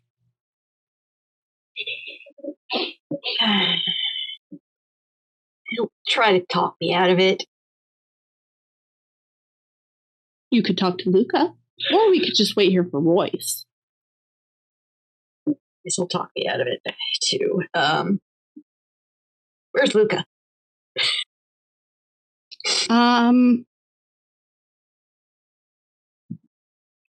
Where is Luca? And Hallie, I want you to roll me a wits. At least I have dice for that. Difficulty? Difficulty of... Actually, this is going to be a roll-off. Oh boy. Ooh. So, contest. All right, Yeah. so I'll go ahead and roll. There's the wits. That's Ooh, very good. That's good luck, fine. whoever's rolling Fine. against me. Oh dear. I'm trying to select my dice pool, but I cannot. Would you like one of us to roll for you? Yes, I do. Oh, this is Ghost's first roll of the game. Oh. What's Maybe six? first roll. 6. Yeah, I'm not surprised that Ghost has a high wits. Yeah. Right. 6 rolling for Ghost. That's a 2. Negative. So Hallie, Mm-hmm. you can see that Ghost absolutely knows where Luca is. There's no way in hell he's telling you where he is. Me talking to Luca was your idea. So why don't you actually want me to talk to him? Because he's the only one you want to talk to. Why is that bad? So the way I see it is if I'm supposed to protect the crew, and you're part of the crew, I don't get to let you do what you want to, because it's clearly stupid. And I'm 10.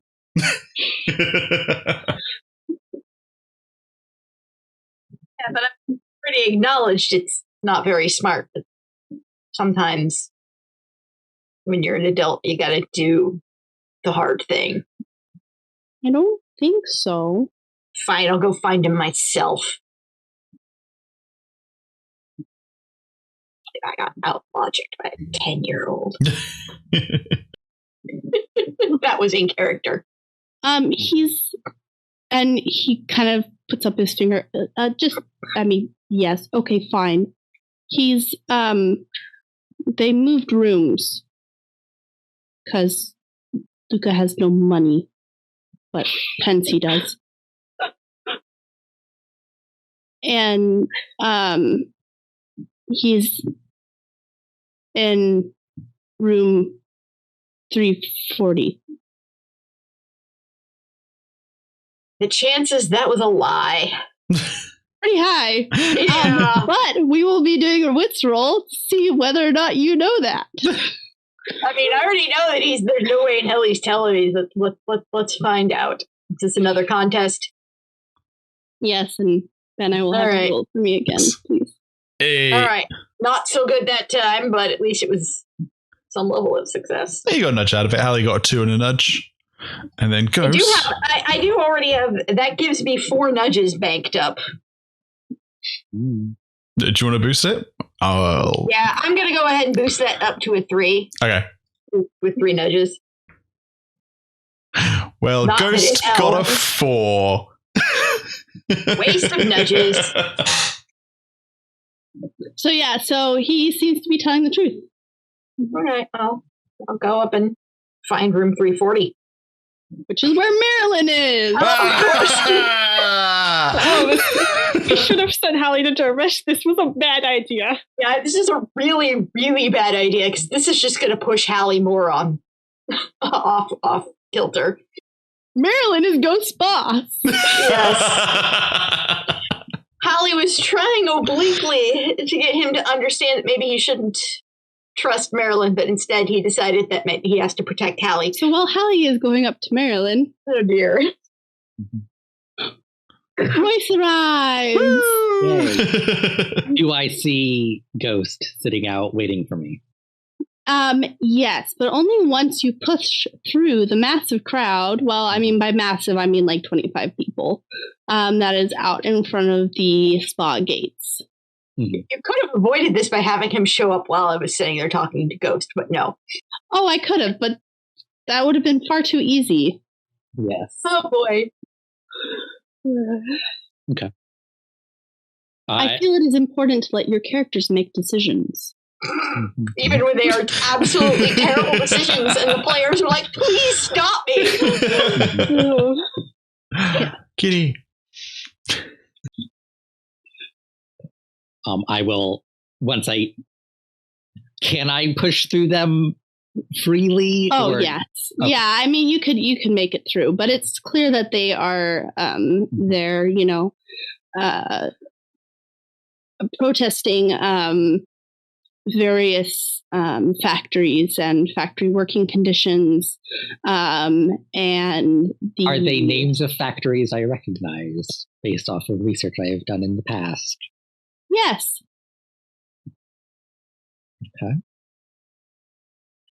You also recognize, or you might recognize, I don't know if you would recognize, that Lufrin Portel is a specific person that is being...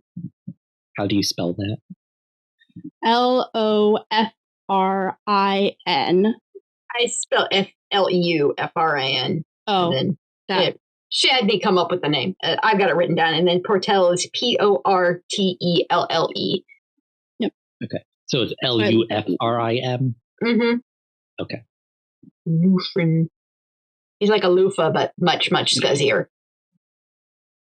Loofahs can get pretty scuzzy. Yes, he's still worse. Yeah. Royce will go to Spook. Not Spook. Ghost. Royce will, once he notices Ghost, will go to talk to him. Hi. Hello. There's Ghost. a lot going on. I wish I could say I was surprised. Hallie's going to do something stupid. Not surprising. I sent her up to talk to Marelyn. Interesting.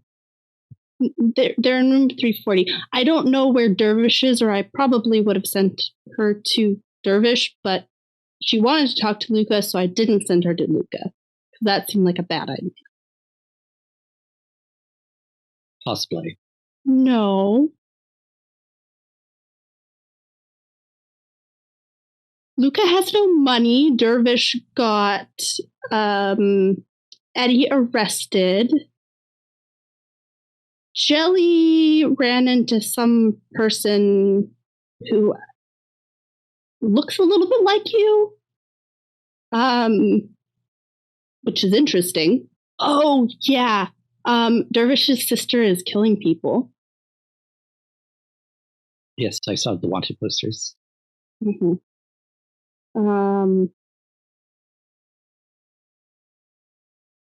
Yeah, I think that's it. Okay. How are you? I'm doing as well as can be expected. Okay. How are you doing, Ghost? I'm confused. Well, the world is a confusing place. Just keep your eyes and ears open. If you get enough information, then some things start making sense. Yes. I agree. And Royce will go inside. Do I have to check in at the reception, or can I go straight to room 340? Ghost just kind of follows you like a little shadow. You shouldn't have to check in. There's, you know which room you're going to, right? It's kind of like a normal place, right? Nobody's going to stop you. You said Luka has no money? Yes. He's pretending he has money, but really it's his grandmother's money. He said it was like having a chest that you buried somewhere. And that you can only access in certain conditions. That's a good description of my situation. Not so much a good description of his.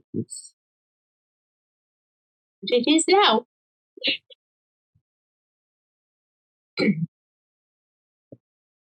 Royce is referring to the metaphor.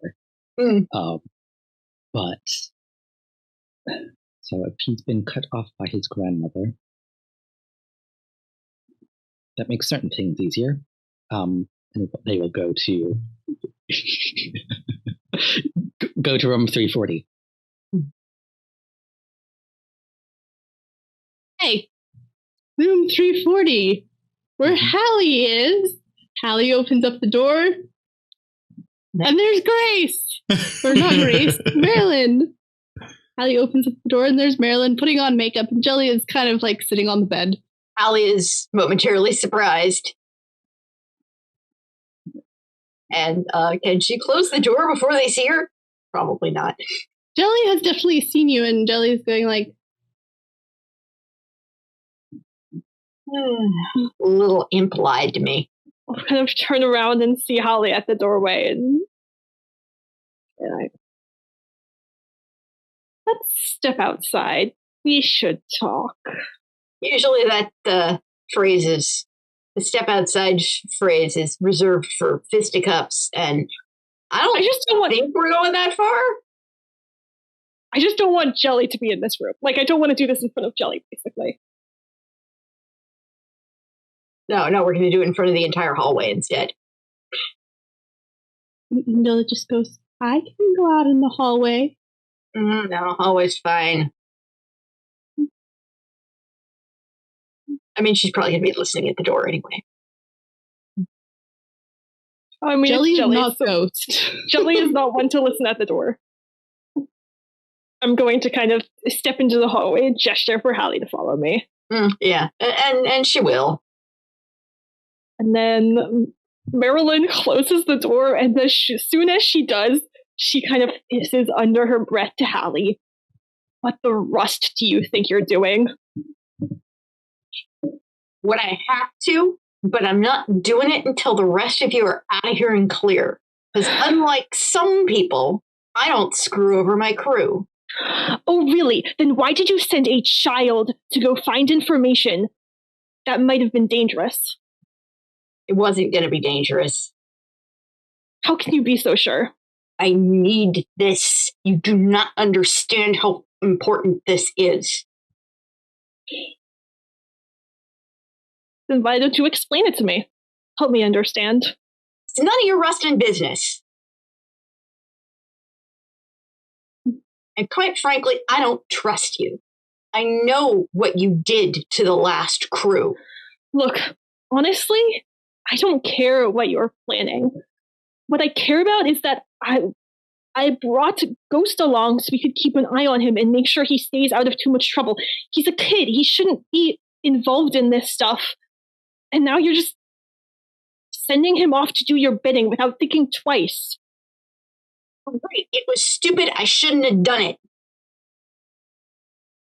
But it's done, and he got clear, and I might as well use what I got. And well, the rest of you can leave me behind, and you never have to see me again. Which I'm sure would make everybody very happy anyway. You're not gonna tell anyone what you're planning? Doesn't matter. It's a lot better off for the rest of you if you don't know.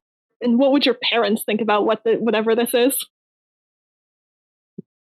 There's the low blow.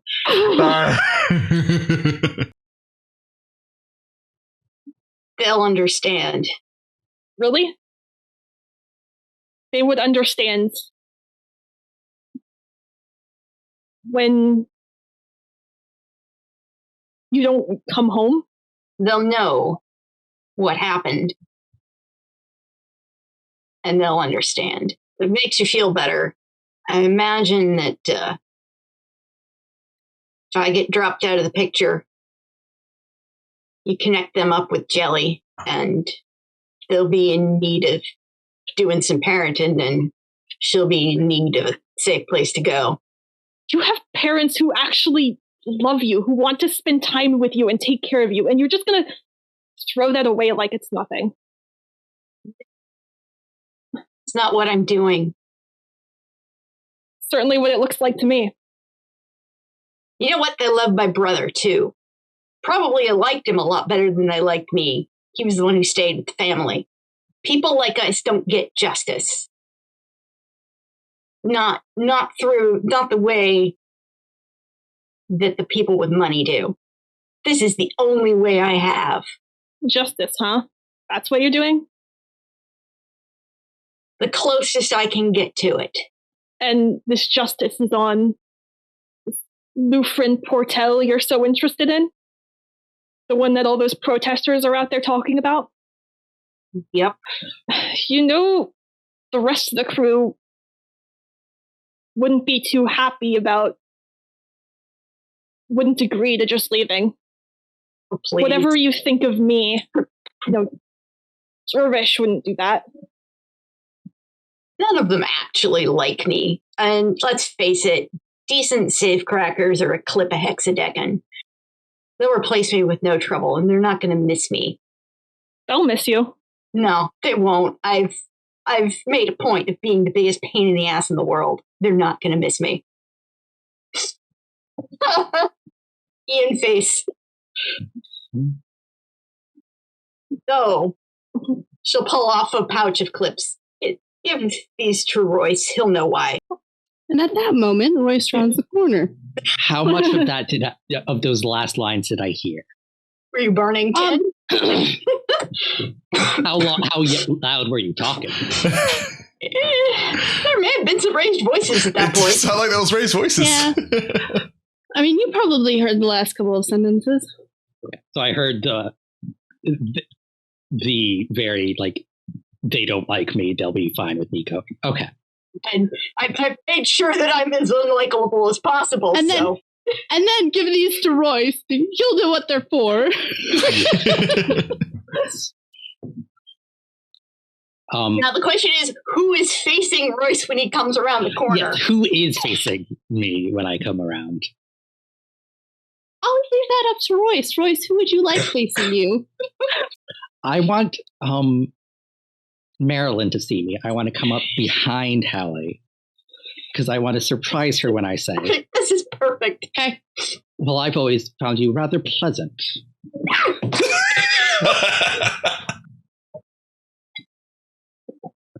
Now what? Hallie just actually squeaks and jumps. She was not expecting Royce to come walking behind us. That's like a cartoon moment right there. Yeah. Now, what foolish idea do you have in your head? It doesn't matter. The less you know, the better. I know enough. So just tell me the rest. You just leave me here. Leave me to it. You won't have to worry about it. So you're gonna sacrifice yourself to take out a minor functionary? Sometimes it's the best you can get. I can't take down the entirety of House Hastings, but I can take down the bastard who oversaw the operation that killed my brother. And if we have an in with the real power? It's a pipe dream. I've been kidding myself for years that I can actually do this. I can either keep chasing the dream that's probably never going to happen, or I can take down the one man who is actually in my sights. The Hastings may have run the day-to-day, but they're not the ones who own the factories. At this point, I don't even have the acting skills to do Hallie justice at this point, because she's just actually shaking in all of her frustration and rage. It's just all boiled to the surface, and she's just losing her shit. Mm-hmm. And Ghost creeps out of the corner and just comes over and gives Hallie a hug. Oh.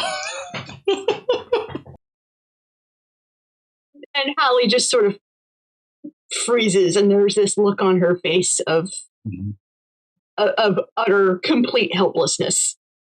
We have an inside man who currently has no reason not to act with us.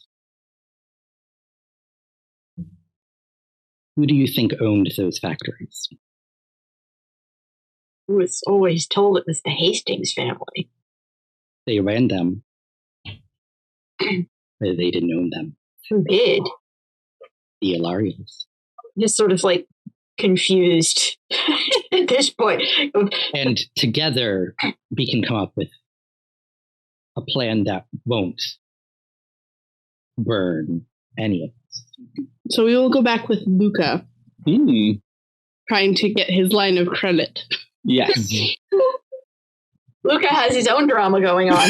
Yeah. Oh, yeah. Very important to him. Yeah, very important to him. Okay, so yeah, Luca will kind of scan the dining room and see, I'm assuming, be able to pick out the gentleman he's looking for. Braden Hastings.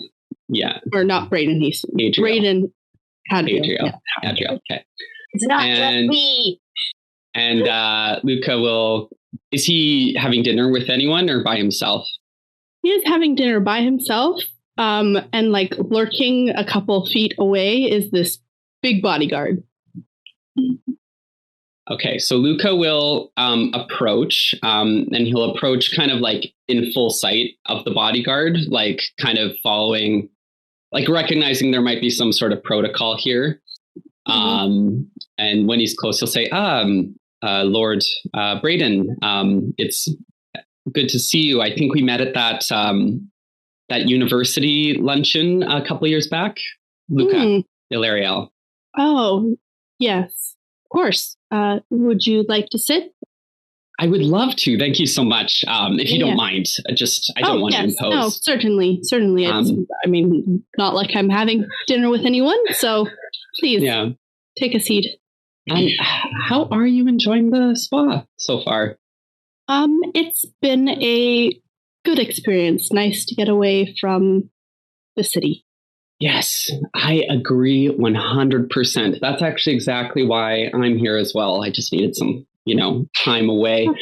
But do you mind? I don't want to intrude on your personal time, but would it be awfully untoward of me to talk a little business with you?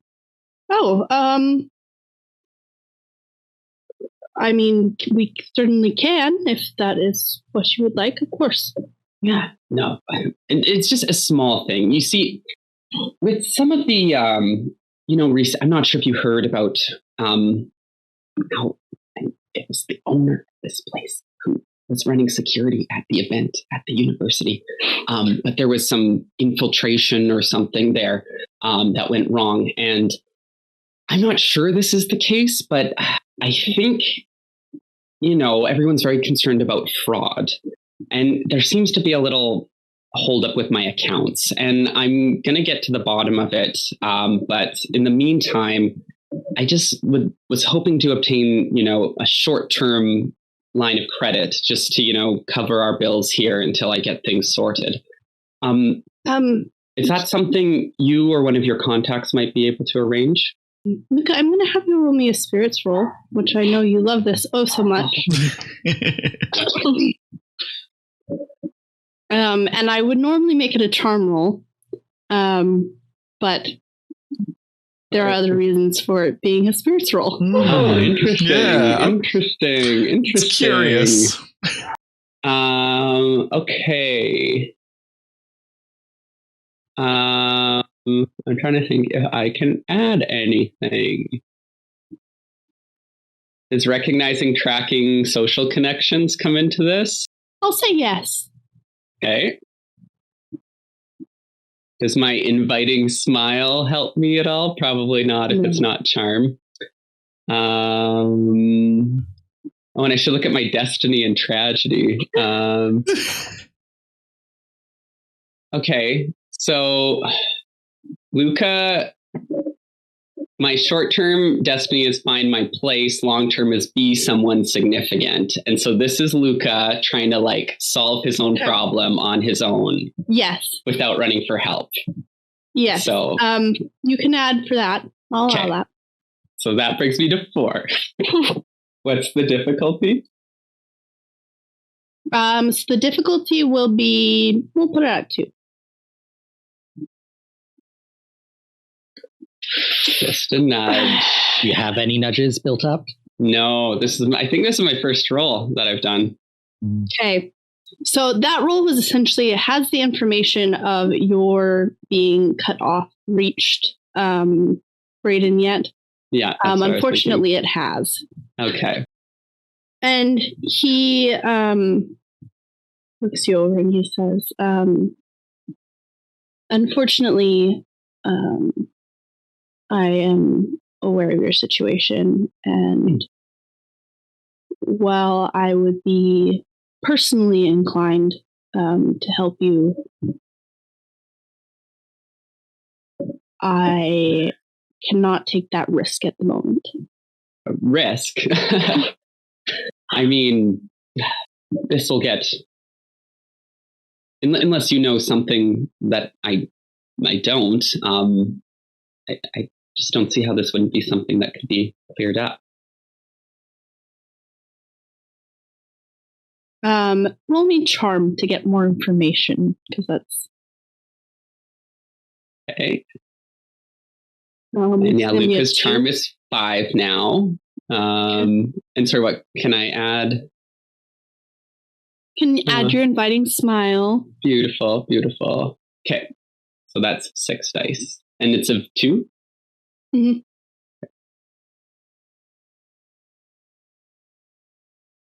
Nice. 4s and 2 nudges. You got your 3 nudges banked up now. Yeah. So he kind of glances at his bodyguard and looks back at you. And he says, "It is your grandmother's intent to remind you of the weight that she carries and that your position is paid for by her." Yes, of course. And, the reminder, is received in the spirit it is given. But at the end of the day, we will resolve this. And I will, show her that I'm, a family man, and that I understand her generosity and her support that has meant so much to me. My grandmother is in many things, but she cares for her family. And we're family. Whether or not Luka chooses to believe what he sees, it's up to him. But he sees this look in Brayden's eyes of when he says, oh, we're family, and she cares for her family. Brayden just like raises an eyebrow to the ceiling. And it's like, you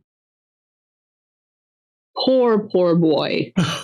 The resemblance to Royce is distinctly strong at the point. At this yes. And it is very much so that look that Royce gives you, but even more so, you almost see like a trace of fear.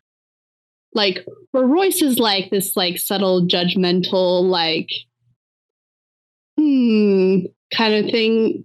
Brayden is like, no, Brayden knows.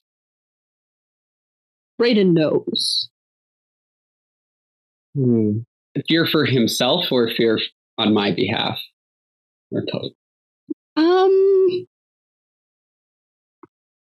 Give me a wits roll. Okay.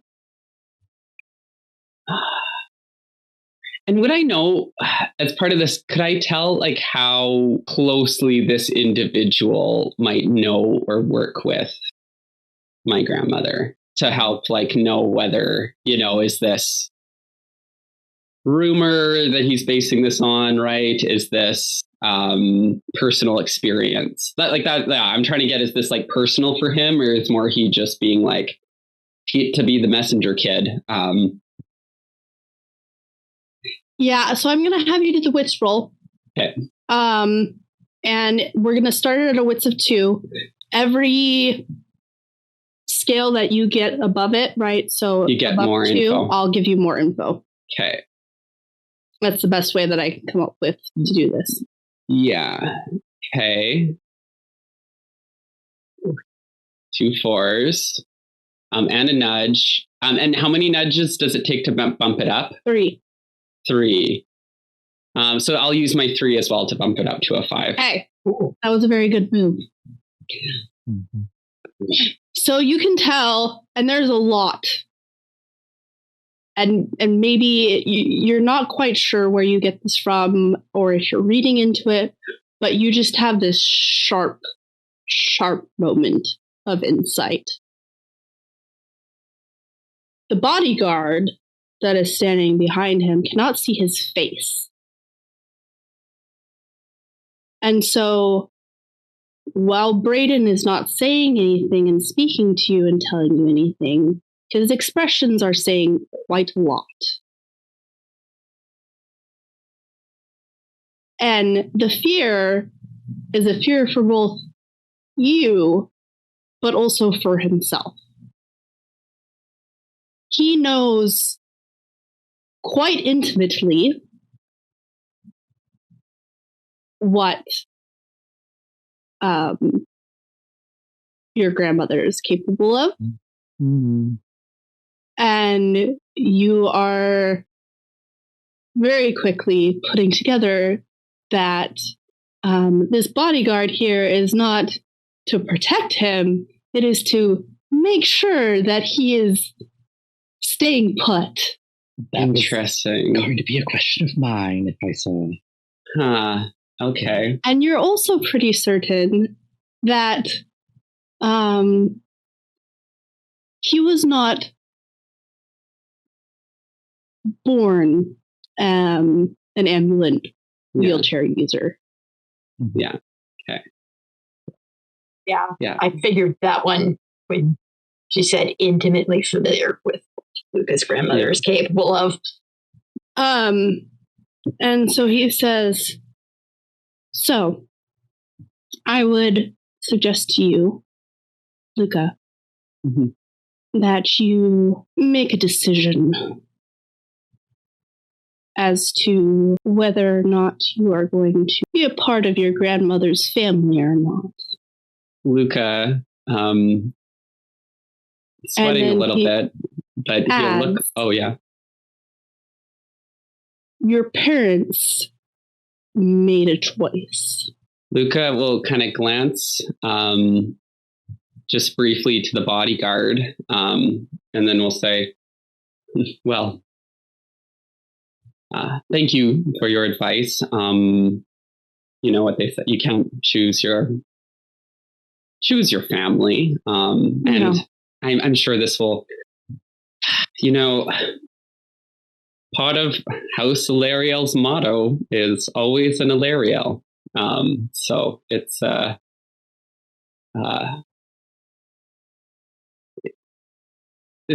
understand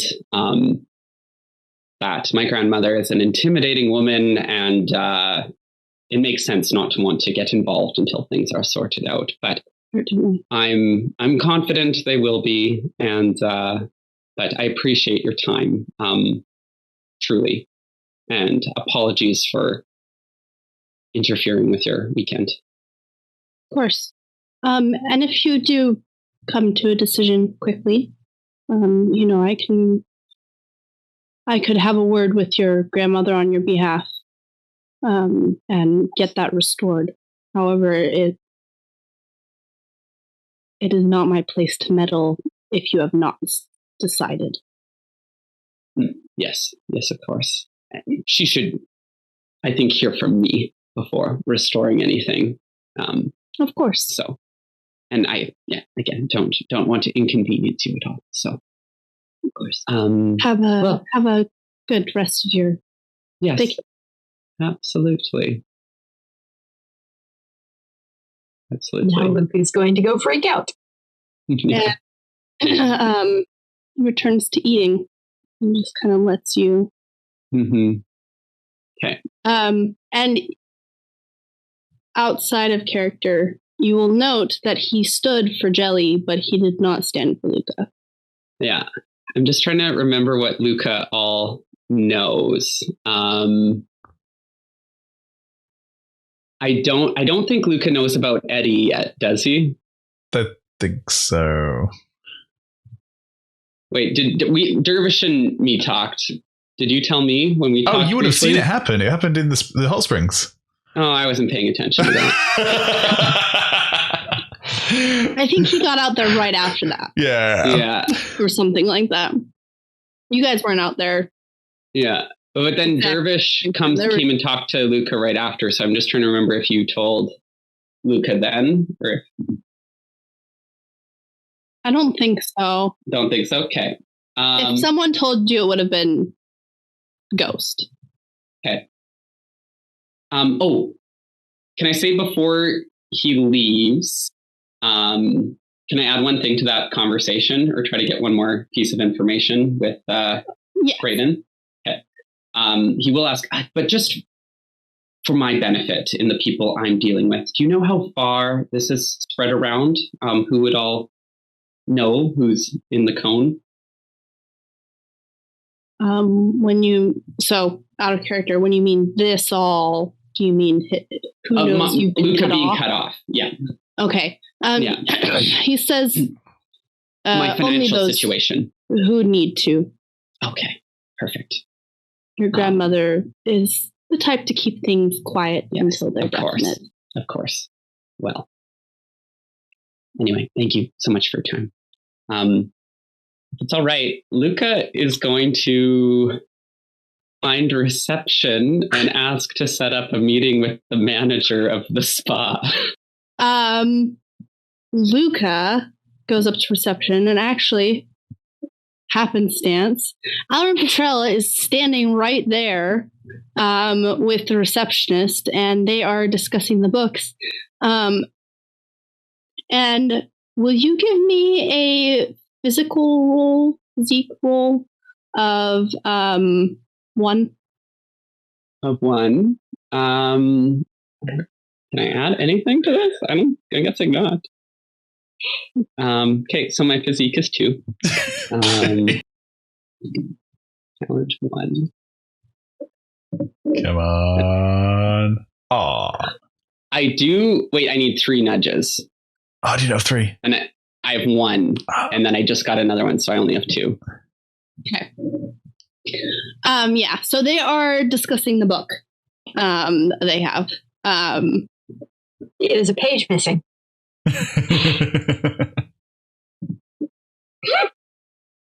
And just for my clarification, Lufrin, Portel, Allern Petrel.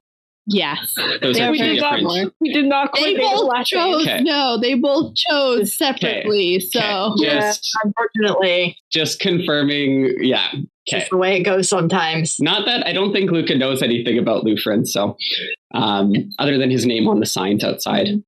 and Alaran looks up, recognizes you, and goes, Yes. "Oh, young Alariel, how are you?"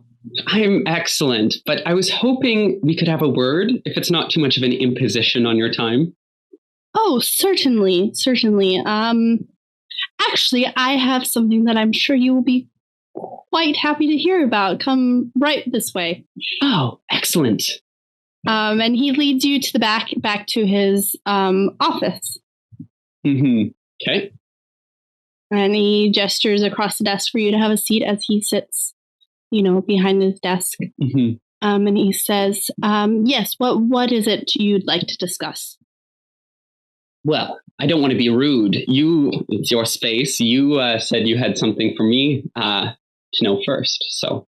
Well, yes, I know that you were quite upset about the whole snafu that happened at the auction. Yes. Yes, and as it happens, the perpetrator was apprehended at this very facility today. You don't say.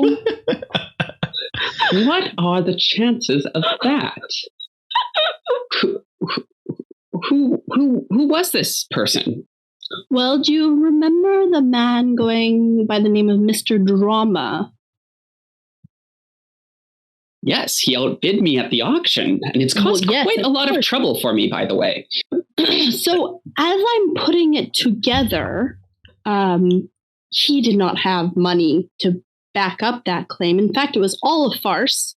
He is a con man, and his real name is Eddie. I'm looking further into that. But his intention all along was to steal what was, within the auction itself. Obviously got away with it. And obviously, poisoned the food and caused all this upset. But I have apprehended him. And I'm sure,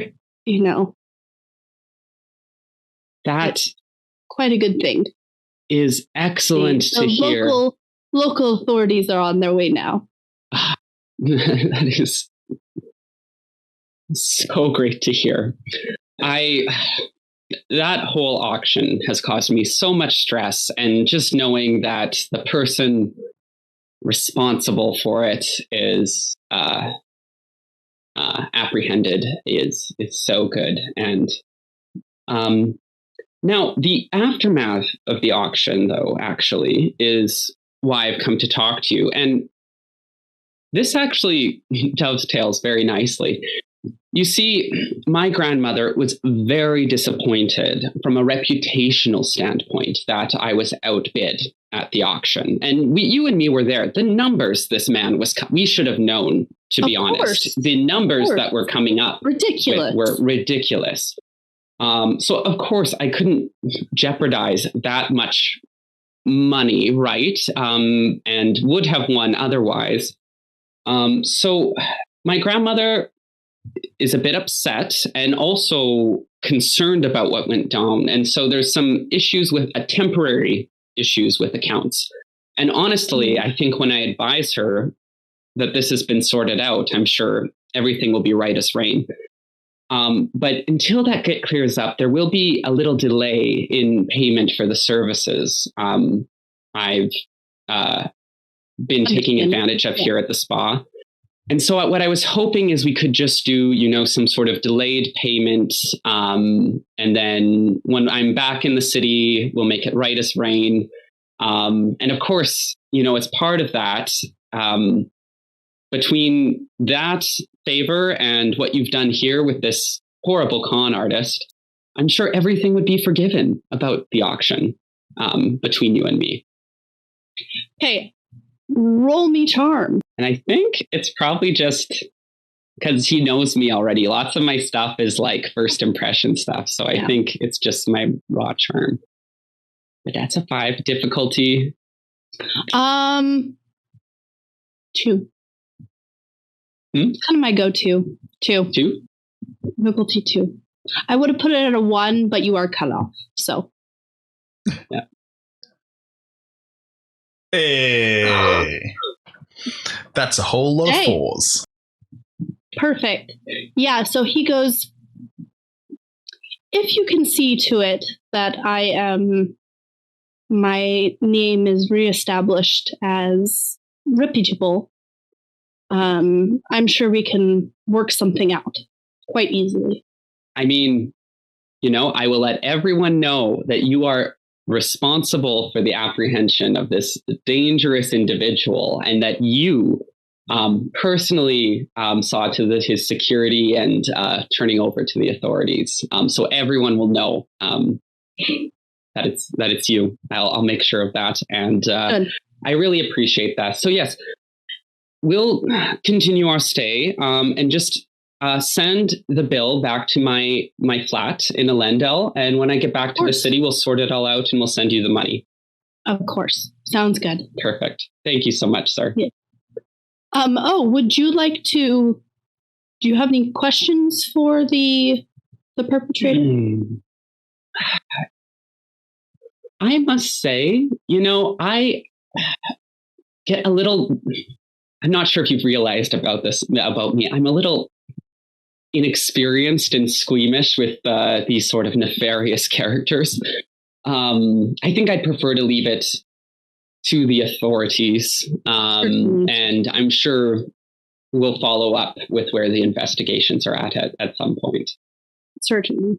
Well, have a wonderful rest of your stay. Thank you so much. And and he stands when you leave. Okay, perfect. And, Perfect. Beautiful. So Luca will go to find the group, and he's feeling pretty good about himself. And this is bad news for us, because what are the chances that Eddie won't roll on us? 0. Yeah. Well, he's gonna, So responsibility can go both ways. If things go right or if things go wrong. Yeah. I noticed that as the GM. I took note. Yeah. No. So I'm assuming that during this time, right, you've collected Dervish, probably sent Ghost off to go collect Luca. And at some point during this, I want to pull Royce aside, and I'm going to take out the itinerary and hand it to him and say, this is the information that Hallie needs to do whatever she was planning here at the spa. Put it in one of your minds and then destroy it so that she has no other way of getting access to it. Are there any fires around? Like a room fire going or anything? Yeah, probably. There's probably I will memorize it and then burn it. Okay. So ensures that we won't be found with it. Mm-hmm. Oh, I've been planning to do that. This entire episode. I'm like, I'm going to get that thing and I'm going to burn it. Okay, yeah, obviously. At some point, Hallie will sort of offer what clips she's collected because she doesn't know that Royce found it. Yeah. Nobody Royce knows. Will just look a little distracted when you hand it to him, but like just nod and like set it to the side. All right, well. So Luca, Ghost kind of shows you upstairs, once you've come out, and Dervish, you make your way into room 340 as well, and everyone. Anyway, Hallie has found a corner to sit in. And Jelly isn't quite sure what's going on, but she's there. Yeah. As soon as like Dervish shows up, Royce is going to ask him, And why are you wanted for arson? Oh, I am? Oh, funny story. It was an excellent picture of you next to your sister and 2 other cold-blooded. Well, the short story is I committed arson.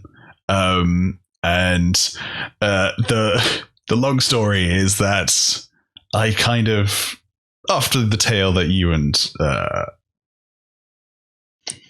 Luka told me about the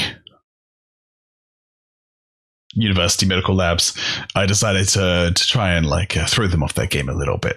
And just a little light arson. Don't worry, I tried not to kill anyone. Just committed a little light arson. Hallie was there too. Hey, I was. If we want to go back to my original plan, I could take the fall for that too. Yeah. I mean, that kind of means that they won't be doing it, right? Hopefully. Kelly says. So it just means they'll be doing it somewhere we don't. Luckily, we know most of the people involved at this point. I'd like to think so anyway. So we should have a way of finding them, if that is the case. You're forgetting your survivorist teachings.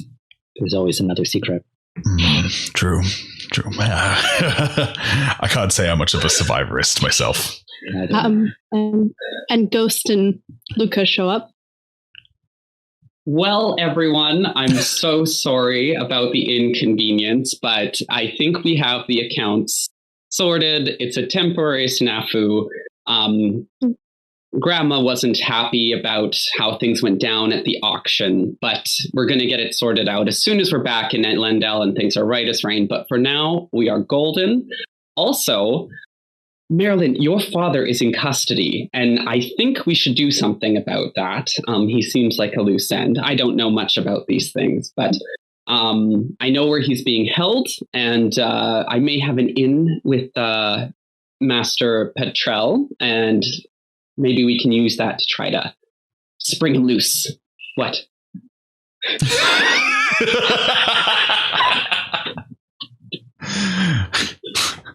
Why is everyone looking at Luka weird? We have some things we need to talk about before we make any plans. Yes. Oh, okay. Hallie makes herself even smaller. And Ghost says, yes, who's the boss? Perfect, delightful. Cool. So thanks everyone for watching episode 7 of Diceborn. Don't forget about this week's giveaway. Winner will be picked next week, and then will be announced during the next episode.